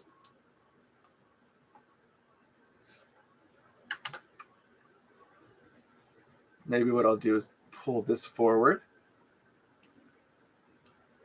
I'll adjust this back. There we go. Oh, and also, if you guys didn't notice, see how these hands are wobbling? I'm not animating that. That is just pure dynamics. So it is using the movement of my arm, and it's saying, all right, here's how much force needs to be applied to that wrist to make it jiggle. And I can adjust it. It might be too much right now, making it a little too jiggly. Can you create joysticks and slider type controls in Moho? Yes, you can. You can create a joystick and slider control in Moho. I haven't done it. Actually, I did do it once, but I ended up deleting my work just because I needed to redo the controls. But essentially the way that it works is like for the eyes per se, this is my up and down here, up and down. This is my left and right. And then what you would do is, it does get a little bit complicated because then you have to create another bone that's going to follow a point. And then you create the point, and then those bones follow the point, and then you attach the current bones that you have to those new bones that will follow this point. So it basically follows it like this. So if this little point moves like down into the corner, they'll both be fixed to that position. So no matter where it goes, the eyes will be adjusted to it. And the same thing goes for the head. You can do control for the head rotation and one for the body rotation as well. So yes, you can. All right, what else do I want to do? So we have him turning here. It's kind of looking. I feel like my go-to mentality is like when when I have my character turn, I want him to put his hands on his head and be like, what? I don't feel like I ever do that while I'm a live person in real life. I don't ever go, what? But when I'm looking at animation, I always think, how am I going to get his hands to his head so he can shake it? I don't know. I need to diversify my acting portfolio in my brain. I don't want him to put his hands on his head and shake. So what could he do?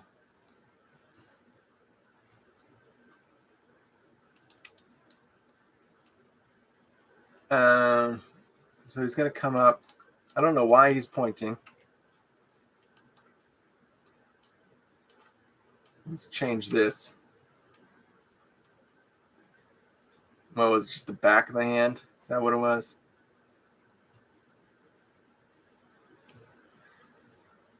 All right.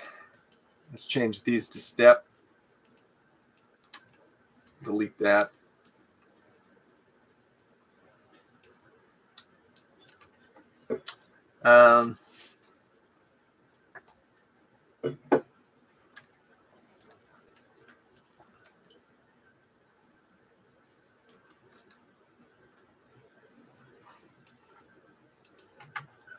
And I think the reason I dislike After Effects so much now is because I spend a lot of time watching my animation over and over and over because I'm thinking, and I like to think through the process. And when I'm in After Effects and I want to watch my animation play back and I have to wait 5 minutes just to do something like this, like literally a 2-second clip, it disrupts my process of thinking, and I can't think the way that I want to think about animation. And it's so frustrating and aggravating. And I'm sorry, I don't want this live stream to be like a harp on After Effects the whole time, but man, After Effects, get your stuff together, okay?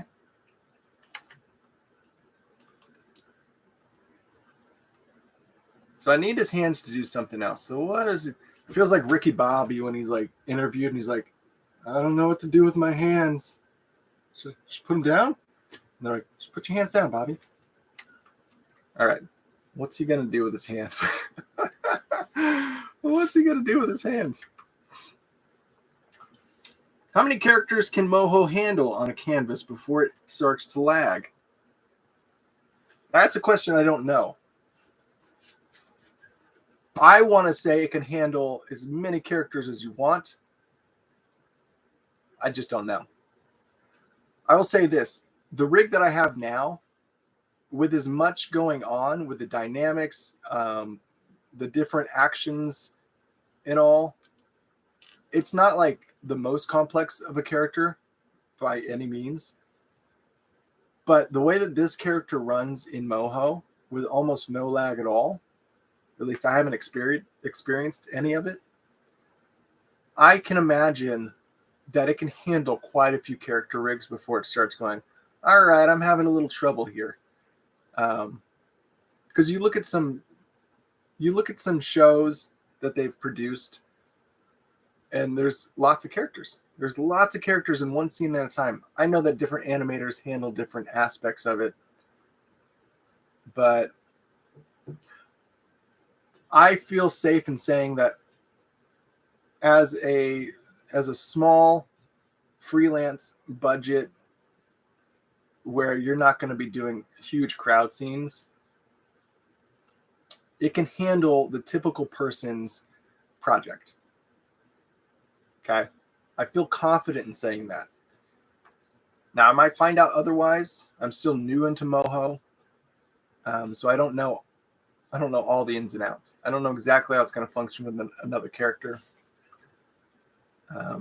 I guess what I could do is import this character into the same composition over and over and over and over and over and over, just to see how it works. I don't know if I want to do that right now.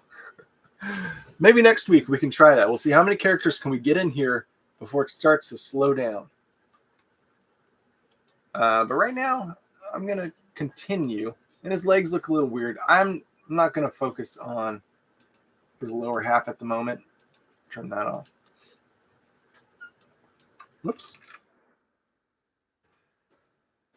Okay. So let's move. So he comes here, he puts his hands up and shock. Oh my! What's he going to do next? Huh. Maybe he'll settle. Maybe he'll be shocked and then he'll settle. Maybe it wasn't as scary as he was expecting. So then we'll have him settle here. So let's rotate him back a bit. Pull his hips in.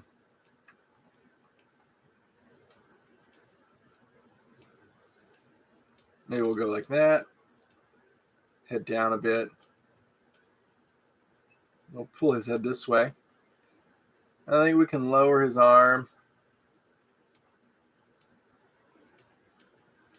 He's just kind of settling his pose so he's not as tense as he was. So let's make him a little bit more relaxed. And we'll rotate that a bit. Oops. We can drop this elbow a bit. Oops. See how it freaks out? It freaks out like that because I have the dynamics going. What do we got? if you keep your animation short from shot to shot, it can handle a lot of characters at once. Example, 10 to 15. It's usually long timelines, long animation, lots of keyframes when Moho lags. Thanks for that. It's good to know, like, because I typically do a long timeline for my acting. I try to like keep it down to maybe like 20 or 30 seconds for a character. But that's good. Thanks for that information, McCoy. Do you do the offset later on? Okay, so you're talking about like getting different movements in the body. Yeah, typically what I do, I haven't done it very well in this live stream, but what I'll typically do is I'll start my keyframe right here on the timeline, and I'll move forward, you know, whatever, 6 or 12 frames, and then I'll do my pose there. And once I get my pose looking how I want it, then I'll go in to the timeline for the different layers, and I'll find things like the neck rotation, the head rotation, and then the limbs, and I'll offset them using the same keyframes, and I'll just offset it by like 1 or 2 keyframes. And that gives that nice kind of like fluid movement to it. It feels weighty. So yeah, exactly. That's how I'll do it. Sometimes I'll do everything in the same keyframes.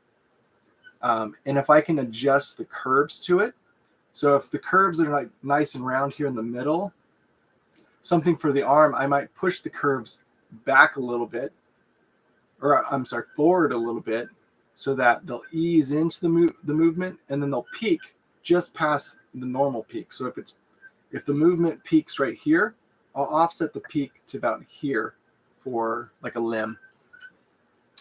That way you can keep your keyframes nicely chunked together, and it just makes makes moving your performance around so much easier when you just look at this section here and this section here, and you can move it.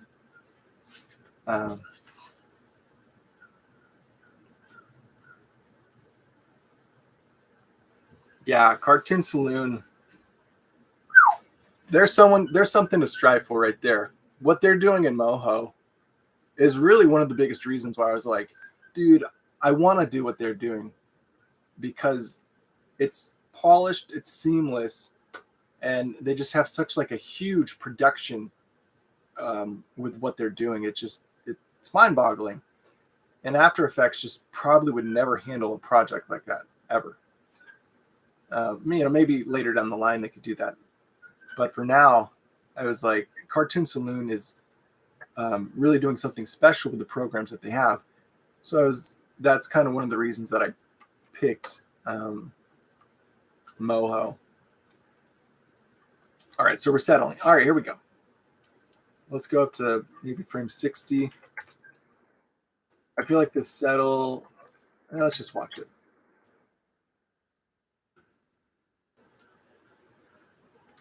All right. We don't have a keyframe here for some reason. Let's add one. That one there. That one there. Yeah. Okay.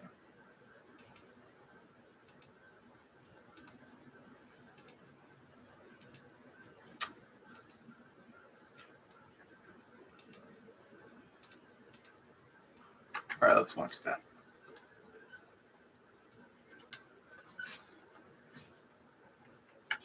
Okay, that's pretty cool. So he goes into his pose and he settles.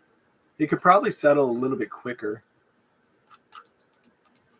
So if I take these keyframes, and this is where having that universal keyframe timeline works out really well. It might be too quick, but I'll have him settle here. And then maybe I'll have him adjust like so.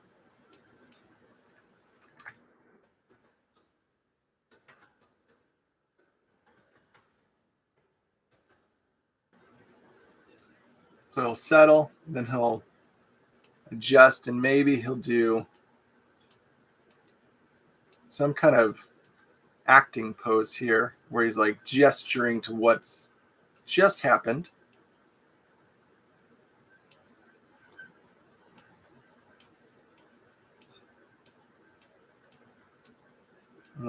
I'll reset this one. I'll reset this one too.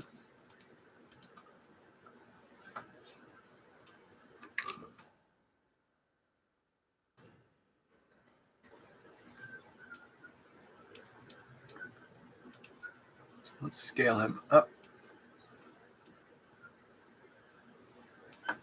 I'll scale you down.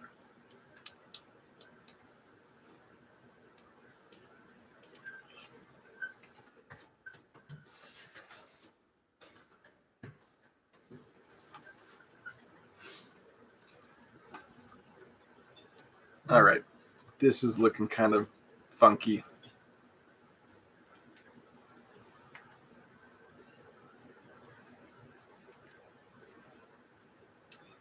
Well, thank you.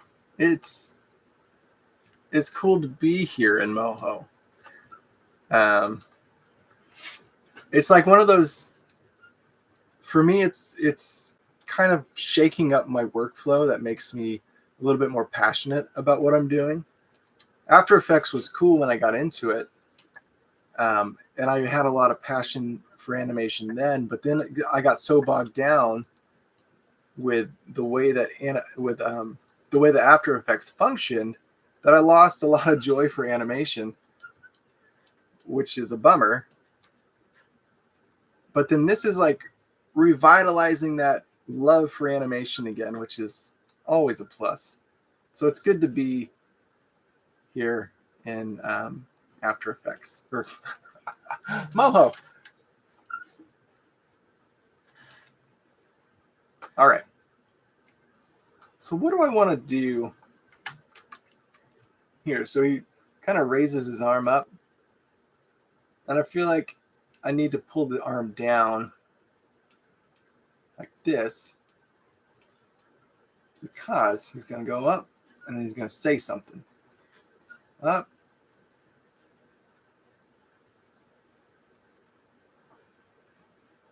And then maybe the arm will jiggle upward a little bit and then settle down.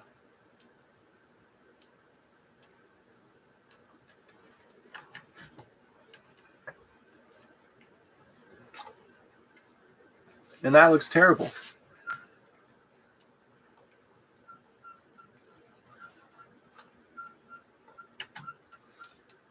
So now we just need to polish it because it's not looking good.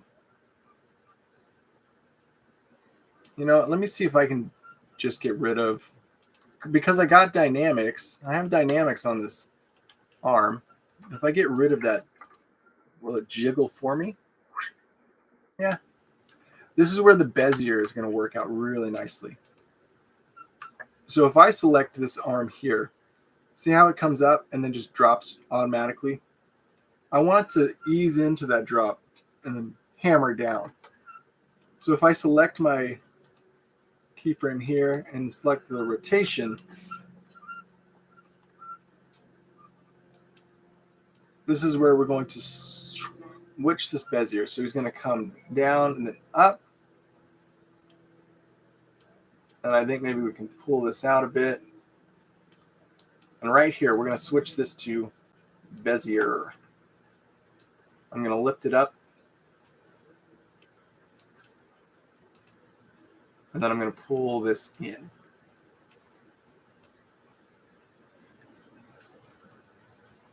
So it might hammer down just a little bit too hard. Go like that. And then also, I got to change the placement of this. So if that one's there, I'm going to change this one to here too. I might even be able to pull it down just a hair.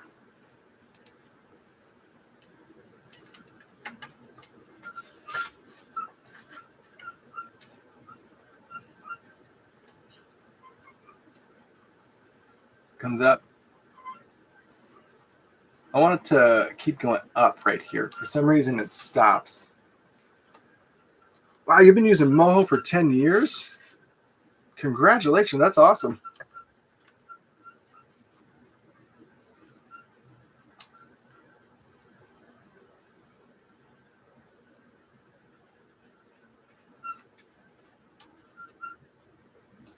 "10 years, After Effects, and it was rough.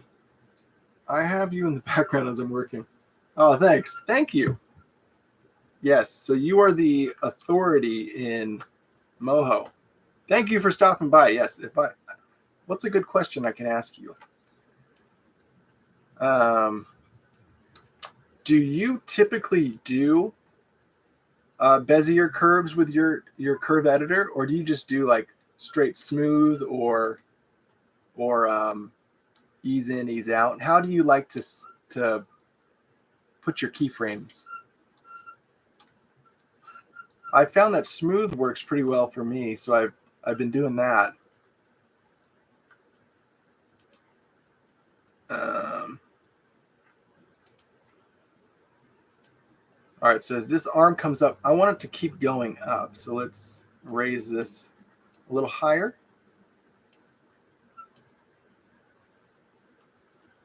So it goes up.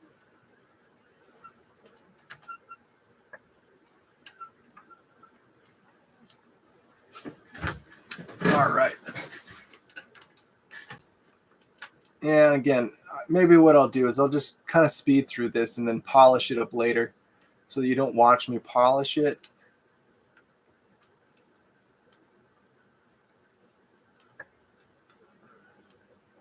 Let me make this one Bezier too.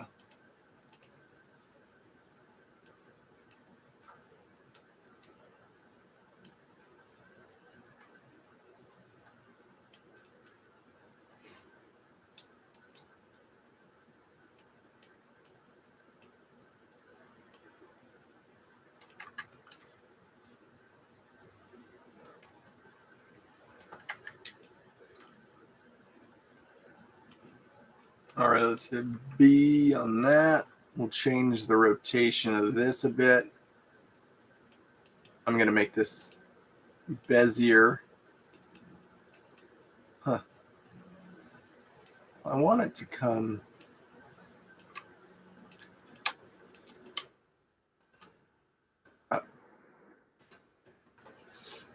I try to do Bezier as often as I can. You can use smooth keyframes, and I have your graph editor open to see the curves. I'm working on kinetic typography animation, and I'm needing to use Bezier most.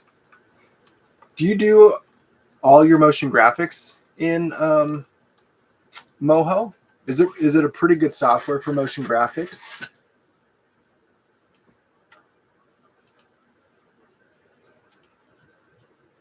I would probably be just as quickly to move over to After Effects for motion graphics, just because that's what I know the best.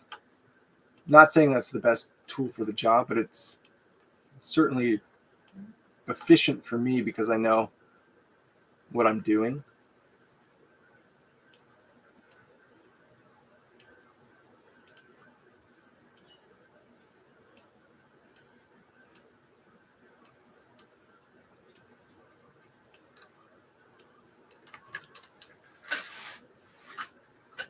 All right, I'm just not happy with this arm movement right now. I'm going to move on to something else.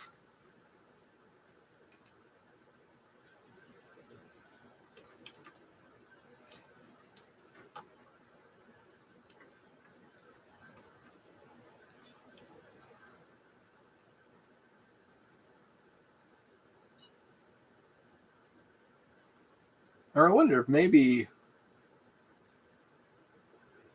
I'll have both arms come up, and then he's going to gesture downward to whatever's going on here.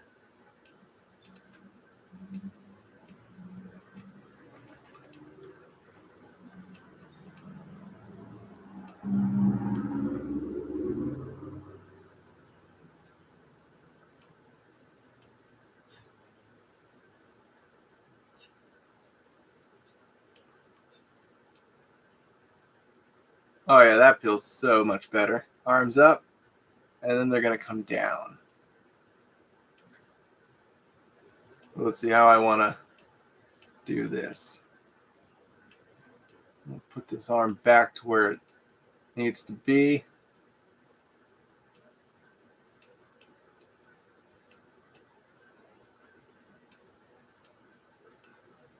Straighten that out.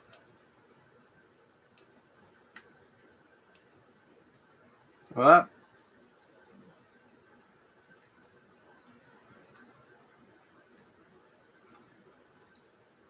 All right, what's happening here?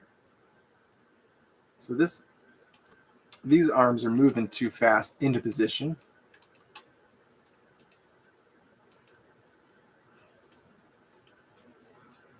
Whoops.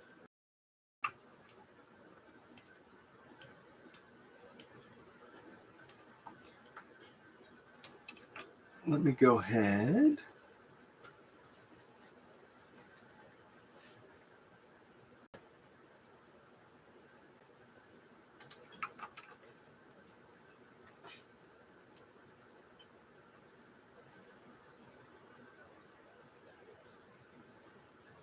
So these are, let's see, up. Make it bezier. Bezier.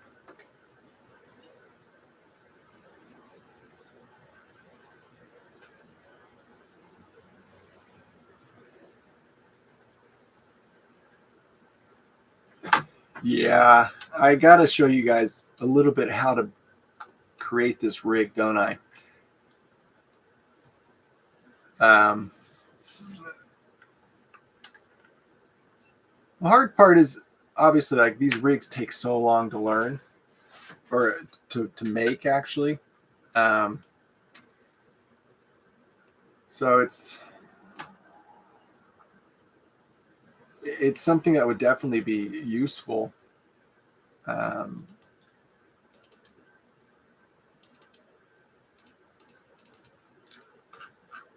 Where's that timeline? Auto zoom. Oh, I guess I can't do multiples. All right, so let's do this one at a time. So this arm is going to come up.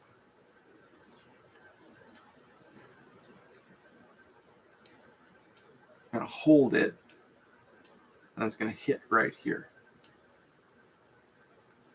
Up.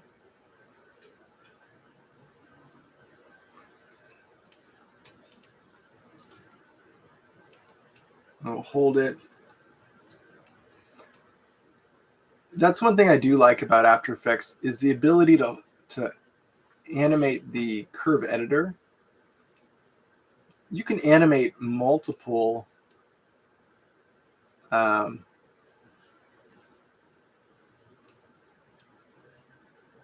multiple layers at once.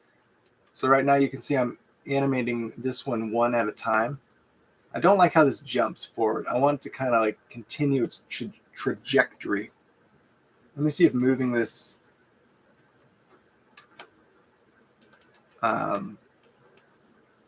elbow will work. Let's make this bezier.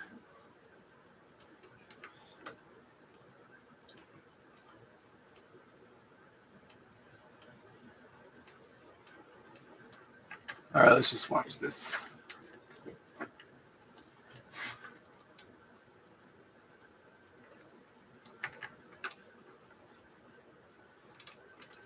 Okay, another thing I need to do is hold that. It's coming up and working too quick. I want it to hold here for a little bit longer. So let's go back into this. Here's my hit.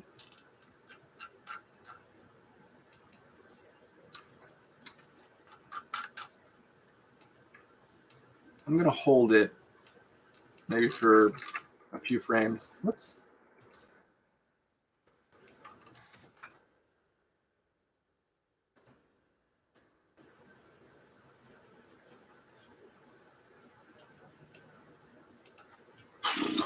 What are you doing?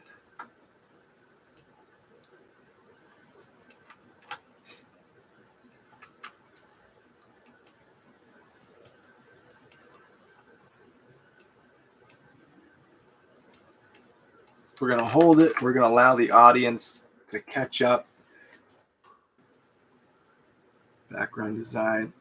I currently do all my design in Illustrator, but I'd really love all-in-one software.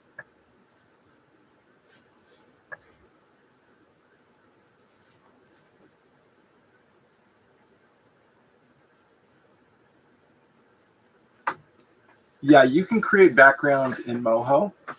The same way that I created the design for this character, you can build those backgrounds. You have cameras that you can create with 3D options, and you can distance the background from the character, so you can move a camera through it. So it has some really cool capabilities of creating a set. So yes, you can. Back to 3D. No, I have no desire to do 3D at the moment. It's 3D might be helpful to some degree, like especially if a client's looking for it. Yeah, you should know 3D. But for me, I've gotten all of my work with 2D. 2D just seems to be easier to wrap my head around at the moment. And again, I haven't used 3D softwares in many, many years, so they might have become more easy. I couldn't tell you. But from the world that I'm in, 2D is perfectly fine. Like, I've never had anyone be like, oh, I like what you do. I just wish it was in 3D. No, 2D's, essentially what we're doing is we're just telling stories. And you can tell a story with 2D, 3D, live action. You can tell it with crayons if you want to. It really depends on what the client is looking for.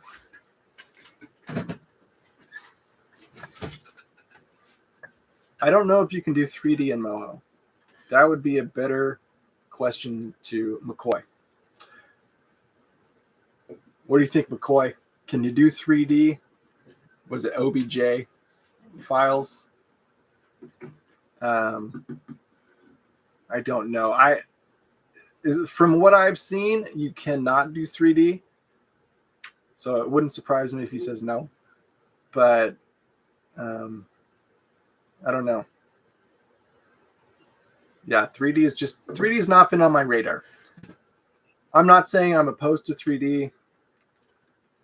I think 3D would be very helpful in a lot of areas. It's just, yeah, it seemed to add more complication to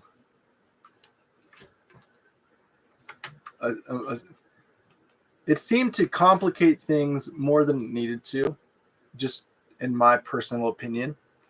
And plus, once I got sucked into the world of 2D, there was really no looking back at 3D. And this is coming from a guy who I thought when I graduated college, I'm a 3D animator. That's all I'm going to do for the rest of my life is be a 3D animator. And then I got pushed into this project. It was my first job as a 2D animator, never having any 2D experience. And, it just became a very easy way for me to do something by myself. Rigging characters in 3D and texturing and doing all these different like lighting maps and all that. Oh my gosh. It became like working in After Effects because there was just so much rendering time involved.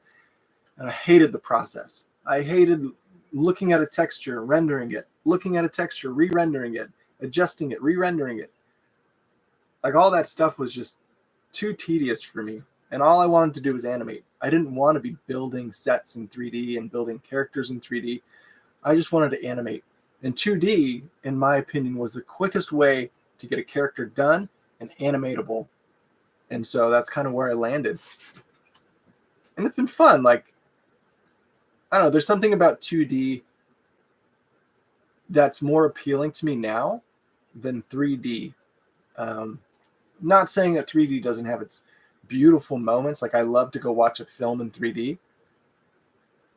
But, 2D just has, I don't know, something about it that's charming. I like it.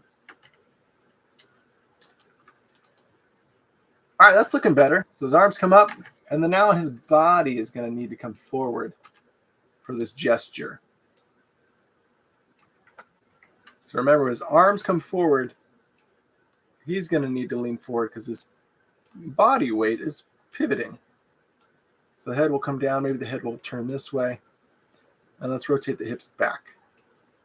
And I'll even move him maybe forward and down. And then he'll come back. And we'll rotate that like this.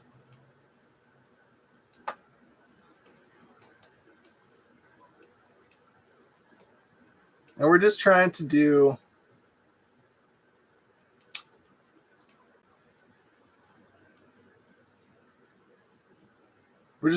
some inertia, add some weight to his body. So if he goes into a pose this way, he's going to have to come back because his body, when it locks up, is going to stop.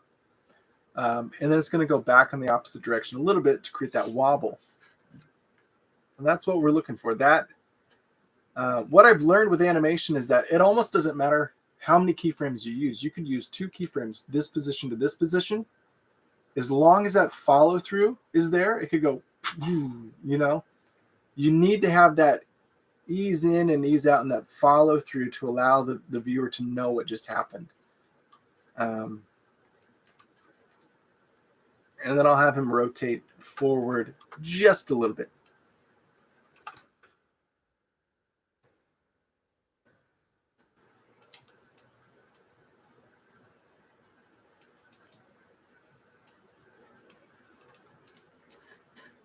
All right.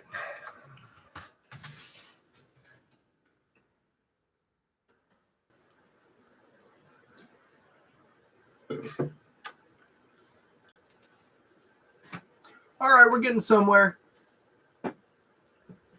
I feel like his arms need to be a little snappier, you know, and his torso. I want this action to be a lot quicker.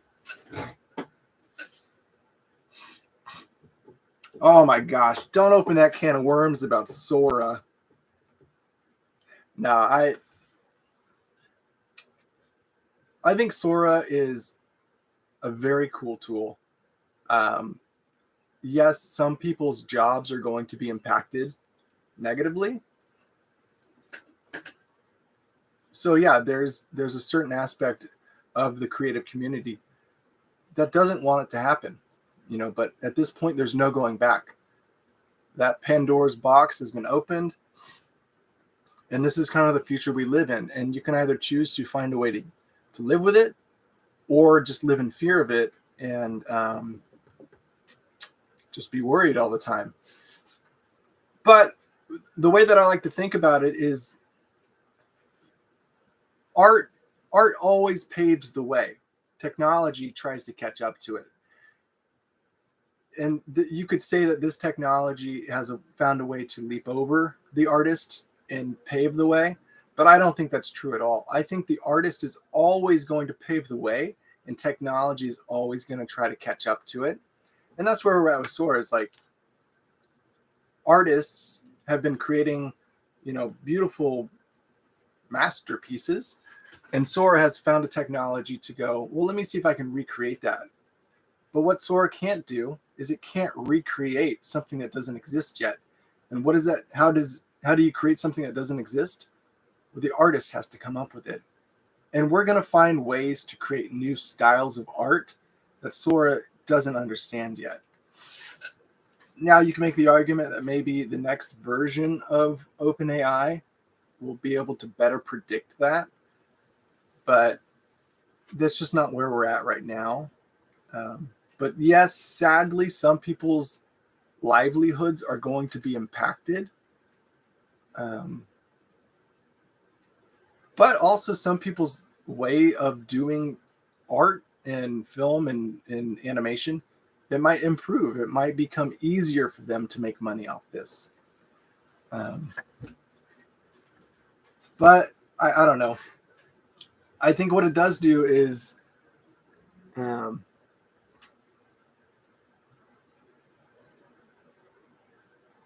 Lame references. Yeah.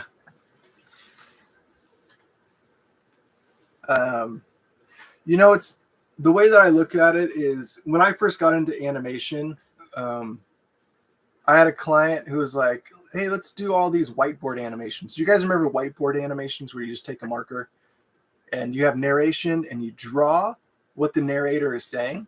And you'd make a picture and then you can erase it or whatever. You don't ever see the animator, you just see the drawing. And I was doing these and I was like, man, this sucks. I absolutely hate doing these whiteboard animations, but it was making me some money. Then I remember I had a coworker who was like, dude, have you seen these softwares? Like, they do the whiteboard animation for you. You don't even need an animator. You just plug in the artwork you want, and then it sketches it out for you. And he's like, dude, you're going to be out of a job. And at the time, I was like, good. Like, I don't ever want to do these ever again. But the thing that I took away from that whole experience was that although, yes, whiteboard animations became replaced with computer programs, you could still do them by hand, but it became easier to use a computer program.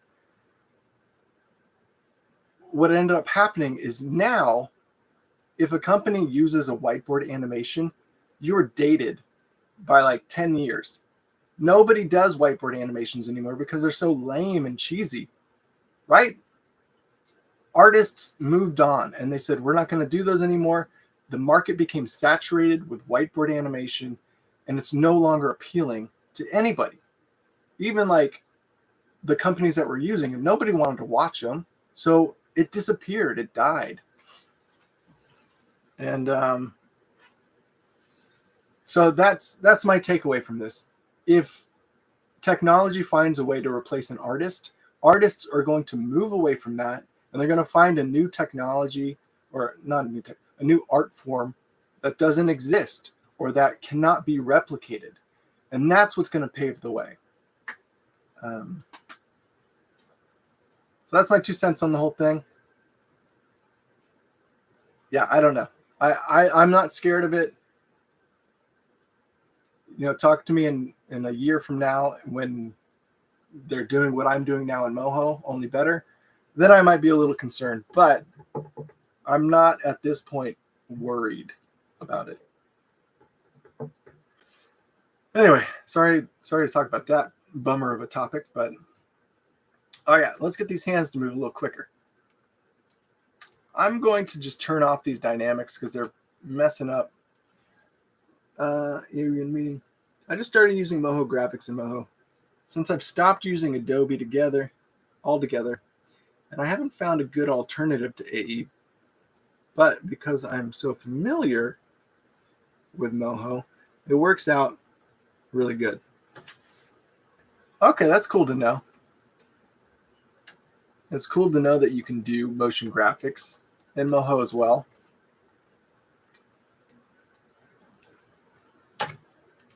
All right, let's turn these dynamics off.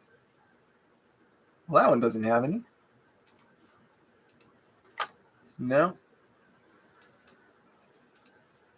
All right, off, off.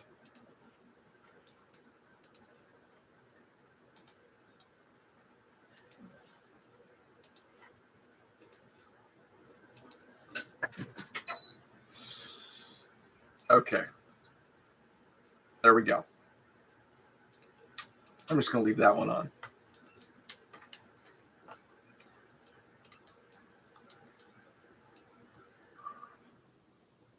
Okay, never mind. I'm going to turn that off.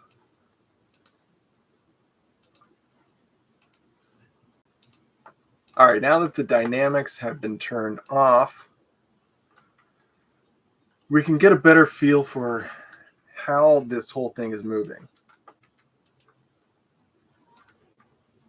Arms come up, and then I want them to snap down right here. Let's make these smooth.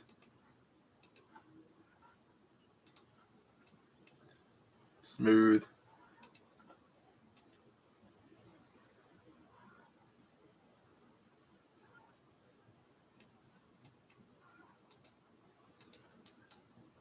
All right. So now these last two, I'm going to make Bezier.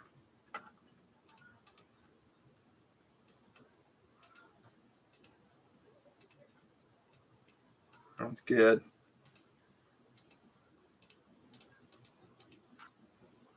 And Bezier.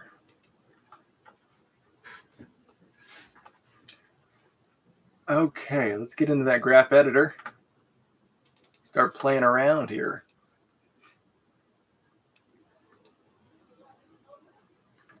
Okay.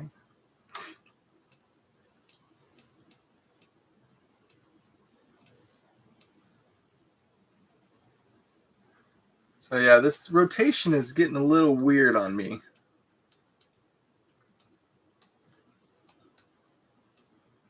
Not sure what I want to do about that.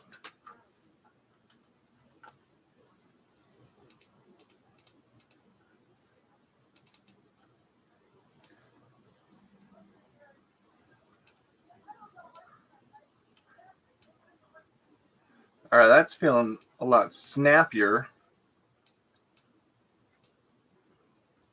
But it comes forward. That's not what I want. Oh, that might be better. There it is.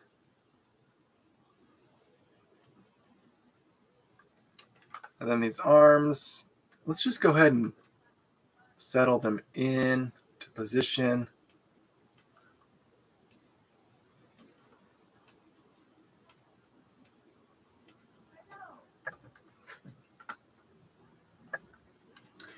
Yeah, you can actually adjust the keyframes for the dynamics. So like you could have it on at the beginning and then turn it off for a specific animation, which is really cool. But you have to be careful because if you if you like think about it and you're like, let me turn the dynamics off here at keyframe 90, it puts a keyframe there. So it basically, yeah, you just have to be careful where you turn it on and off just to view your animation. All right, that's looking a lot better. I like how this arm is snapping into place. I'm gonna turn the dynamics for the hand back on.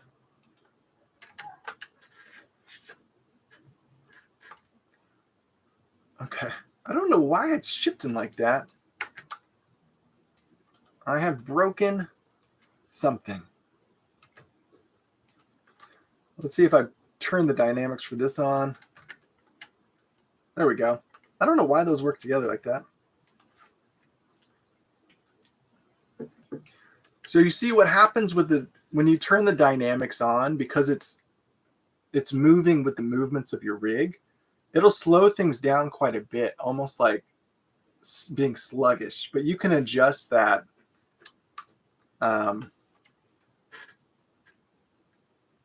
You can adjust that with the different dynamic attributes that you have on it. So like you can change the torque of it, meaning like how much it's going to move. The springiness is like how much it's going to jiggle, and then the dampening is, you know, how quickly it's going to slow down that movement. And then the weight is kind of like, so I wonder if I lower the weight on this wrist to 5. Let's see if that speeds it up.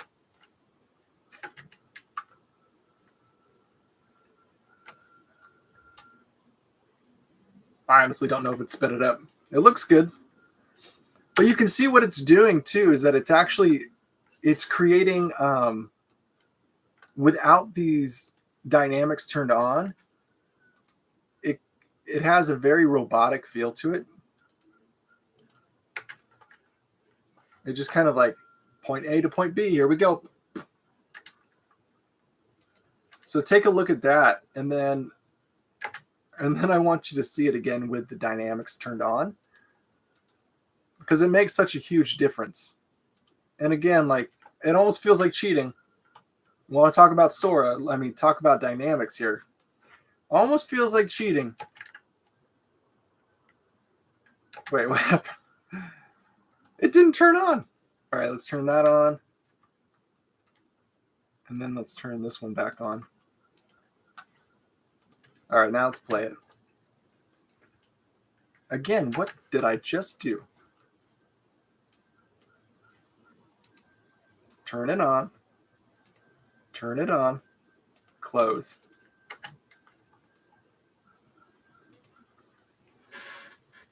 See how much movement you get in that wrist? Yeah, kind of feels like cheating, but it's not. I'm not cheating. I'm using the tools that I have to improve my animation. Okay. You can mute channels, yeah, next to the animation channel in a small circle. Oh, I got you. So like instead of having to turn the dynamics on and off, is that what you're talking about? Is it this one? You can mute it. Yeah, I think that's what you're talking about. Oh, wait. Mute channel.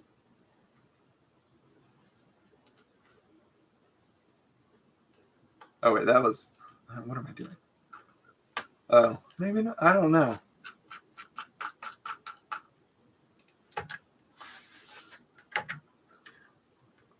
All right, let's turn these back on.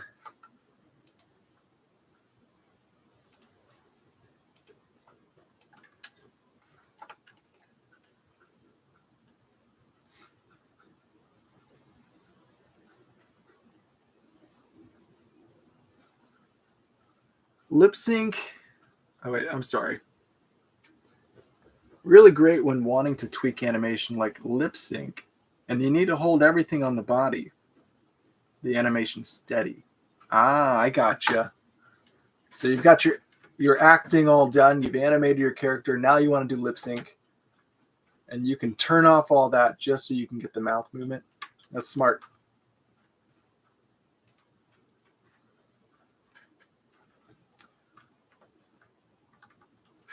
All right, this is looking good. I feel like the neck is a little stiff. It's a little too like, boom, boom.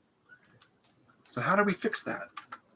Let's maybe we'll offset the movements a bit. That's a great way to do it. So we'll come here to the rotations. This is going to come up. Let's pull this back just a teensy little bit.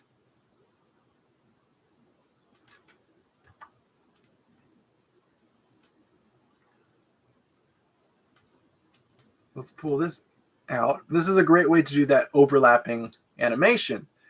Is you pull back these keyframes so the neck is going to hit differently than the body hits. Okay.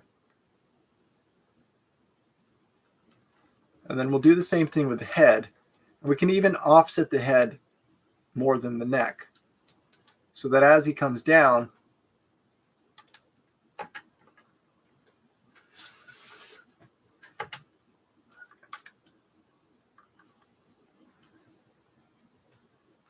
maybe we'll pull this head back just a little bit, neck back. Then the head up and down needs to change also. So it's up here. I want it to stay up. Now let's watch. That feels a little better, more like the head is being thrust forward from the body movement. Thanks, man. I appreciate that.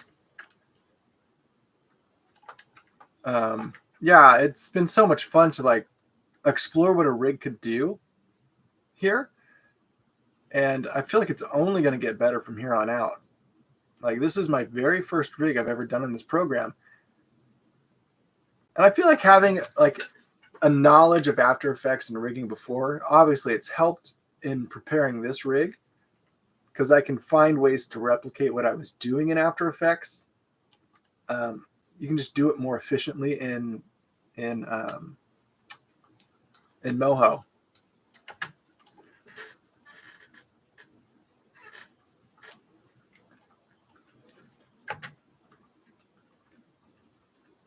All right, I'm liking it so far. I feel like another thing we need to do is change his facial features. So here he needs to like, I don't know. Is he going to be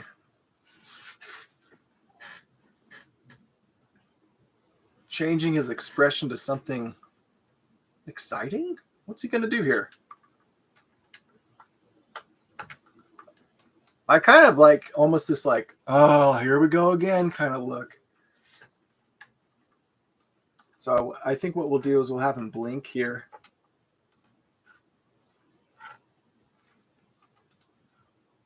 So his blink will happen. We'll hold it until about here. And then right here his eyes will open again.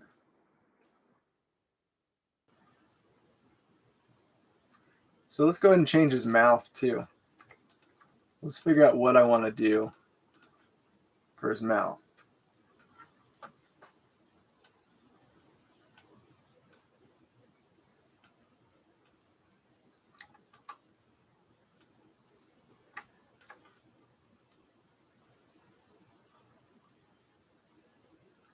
Yeah, I don't know. What else should he do? Sorry for so many questions, not about rigging on videos. Can I ask, what are your main projects? Are you creating your own shows, or you work for some company client animation, someone's cartoons? Just see how many characters you create all the time by your own. Yeah, I work for a company. It's actually a church.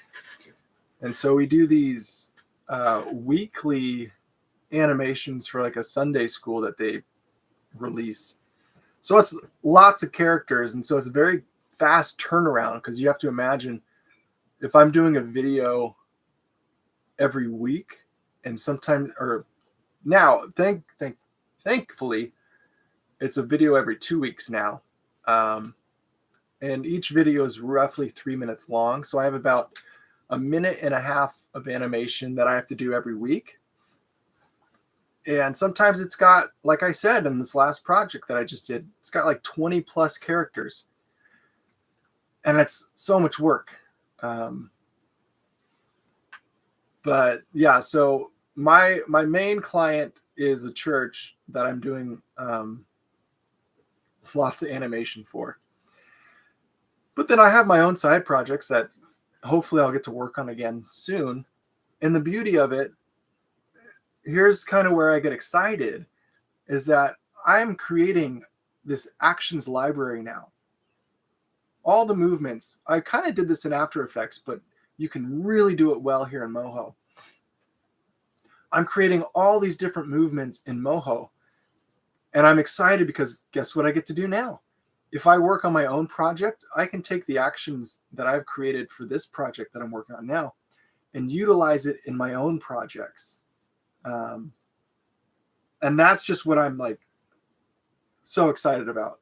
I can't even wait, because now I can tell my stories so efficiently. Like I almost don't even need. The hope is I won't need to animate on my own personal projects, because the animation will already be done. I'll just have to design the characters, make sure the rigs are proper, and then I can tell the story that I want to tell using someone else's animation. That's where we're at. And that's kind of where I'm moving forward. So every piece that I'm working on now moving forward, my brain isn't thinking about what the client wants. My brain is thinking, what do I want for this project? And how can I convince them that this is the right thing to do? So yeah, I'm excited. So yeah, I do have a client that I do a lot of work with. Yeah, that's kind of how I get these projects, and all of it's just word of mouth. So the videos are not on YouTube yet. I have just started this project, and it was a brand new project that I started doing in After Effects, thinking, I know After Effects, let's just keep going. But the scope of work continues to creep, And then it was after episode 1 and then into episode 2 that I was like, I cannot do this in After Effects anymore. And I told the client, like, I'm switching programs. And they're like, great, whatever's going to help you, whatever's going to make your job and our projects better, do it, you know? So I've taken a deep dive into Moho, and I've loved every second of it. Every day that I get to work in Moho is like, it's another beautiful day. I can't wait to get in there and like fix my problems and see what's going on. It's really great, man.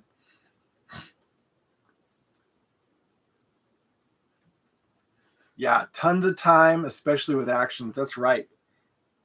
I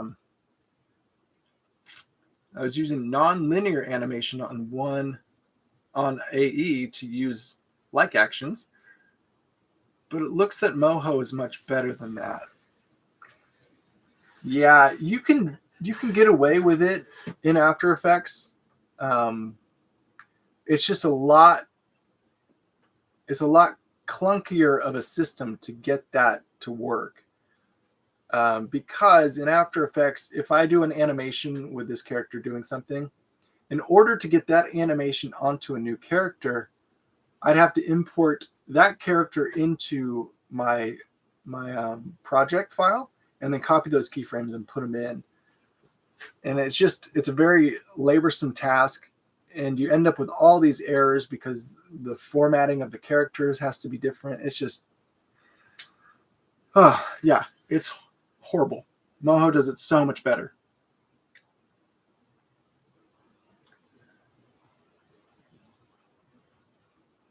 Oh, that's awesome. That's so cool. You did a webinar for them. You know, I think I watched that one. That's awesome. I watched your webinar. And that's probably because of you why I learned it.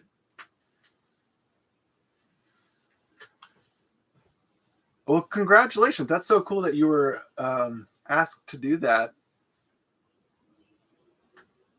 Yeah, that was really, really awesome. So the actions works very well. Hey, and thanks for making that webinar, by the way, because that was very helpful. Because when I got into Moho, I don't think I really knew the capabilities that that you could do with animation. And I knew that I was falling in love with Moho even before I figured out that actions were a possibility. When I learned about actions from you, it solidified it. I was like, oh my God, this is the most amazing tool in the world. And I couldn't wait. I was like so excited. I was like, sign me up, give me the program, let's go. I'm sold. Yeah, man. So that's awesome.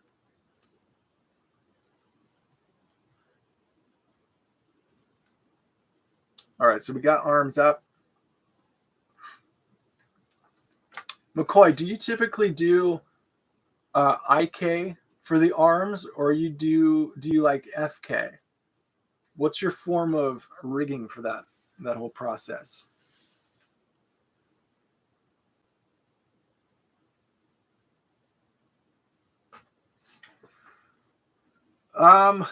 Hey, thank you so much, by the way.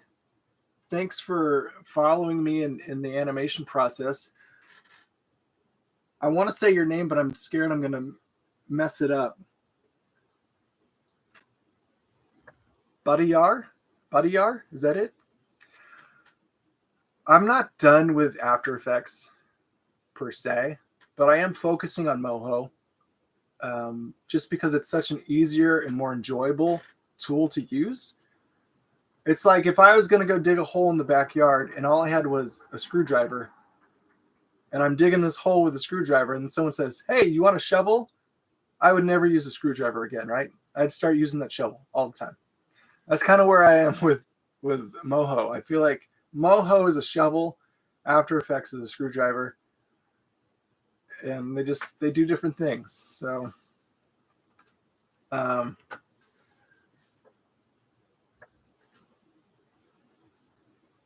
that's cool. It means happy. Did I say it properly?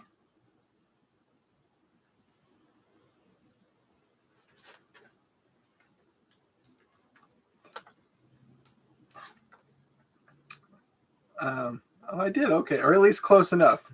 I'm sure that my accent is much different.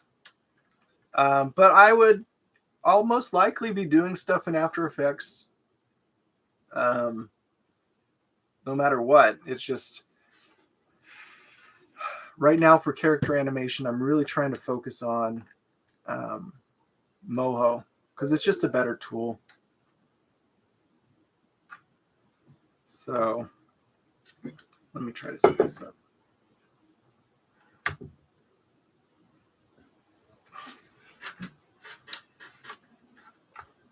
All right, let's go hands down. Did I do a jiggle? Oh, yeah, jiggle for the head. Do I have a jiggle for the arms? Or was I was using down.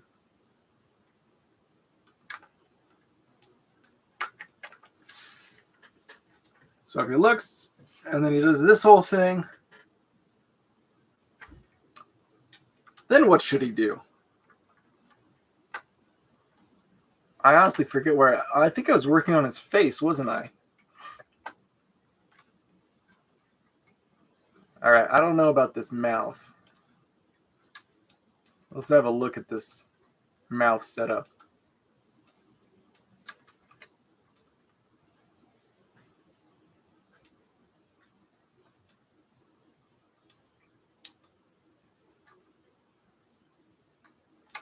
Maybe I'll make him happy. Why not? Let's be happy in life.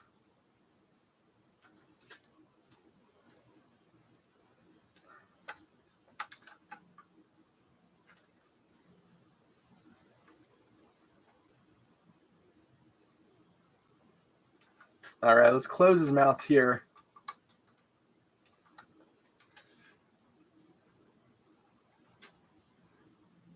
So you guys, everyone seems to want me to teach you how to use Moho. I'm not opposed to it.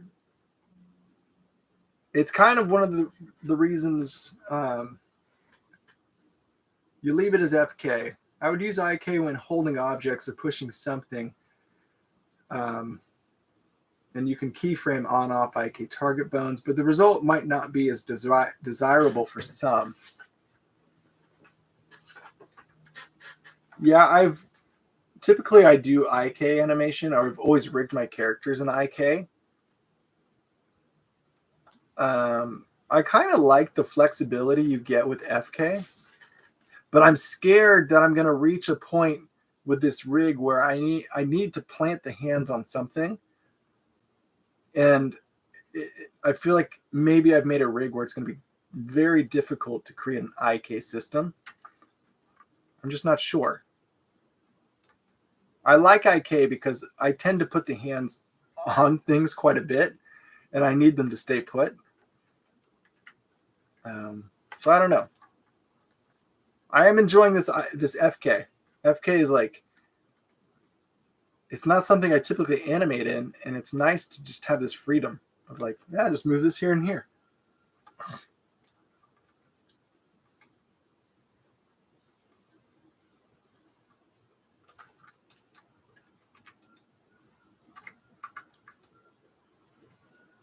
Let's make him have a big smile.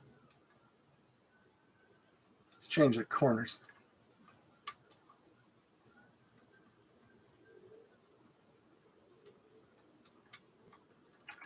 All right, and I'm going to push these keyframes because I want his mouth to open quickly.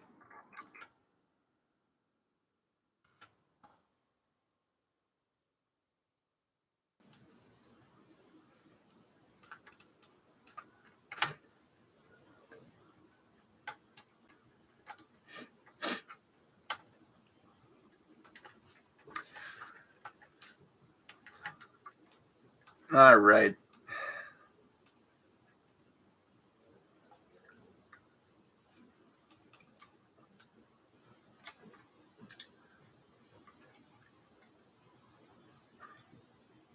So he kind of throws his hands down here.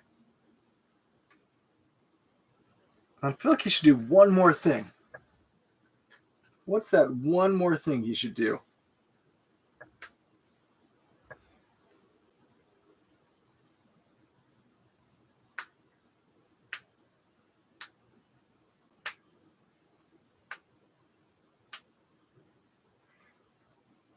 I mean, After Effects still works. I mean, if you can get through it and it doesn't bother you with how much it like lags or slows down, keep working in it. As for your video, I can't see your video. I'm not sure, but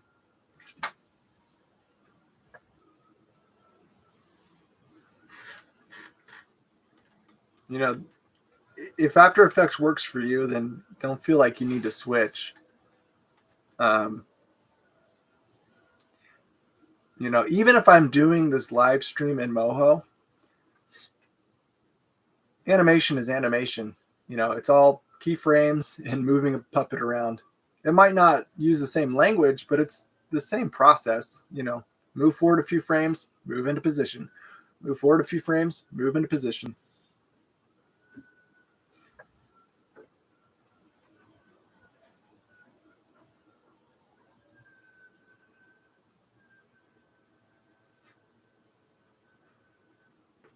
Yep, let's just learn all the programs. And you know, there's nothing wrong. I don't. When I left, not when I left, but when I started using Moho, I almost felt a little. I felt ashamed that I was leaving After Effects. I felt like, man, what are people going to think? Like, I'm kind of leaving my family. But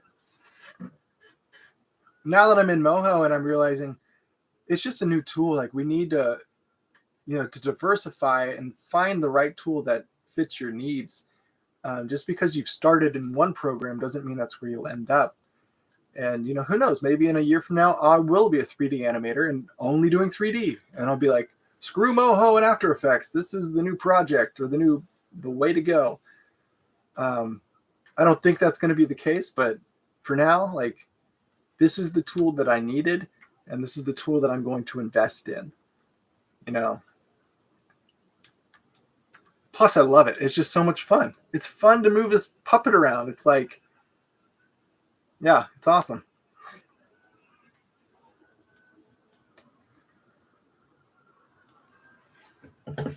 You know, guys, I might have to wrap it up.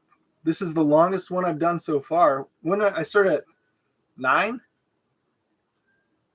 I've been doing this for 3 hours. Holy crap. Yeah, I'm gonna take some more time just to polish this up, and then maybe I'll see you next week, next Monday. Yeah, guys, this was really fun. I hope you had fun. Thanks for stopping by and enjoying this time with me. And again, if you have any questions, leave them in the comments. I always try my best to respond, and I try my best to like let you know where my mind was. So thanks for joining, and I will see you next week. Thank you guys all for your comments and stopping by. It means so much to me that you guys are interacting. Like, this is cool. I love this part of it all. The whole tutorial thing and like my work process, I don't really care about. I like interacting with you guys. So thank you guys so much. All right. Enjoy your week. Have a great time. And I will see you next Monday. Bye, guys. And I'm still here. Goodbye.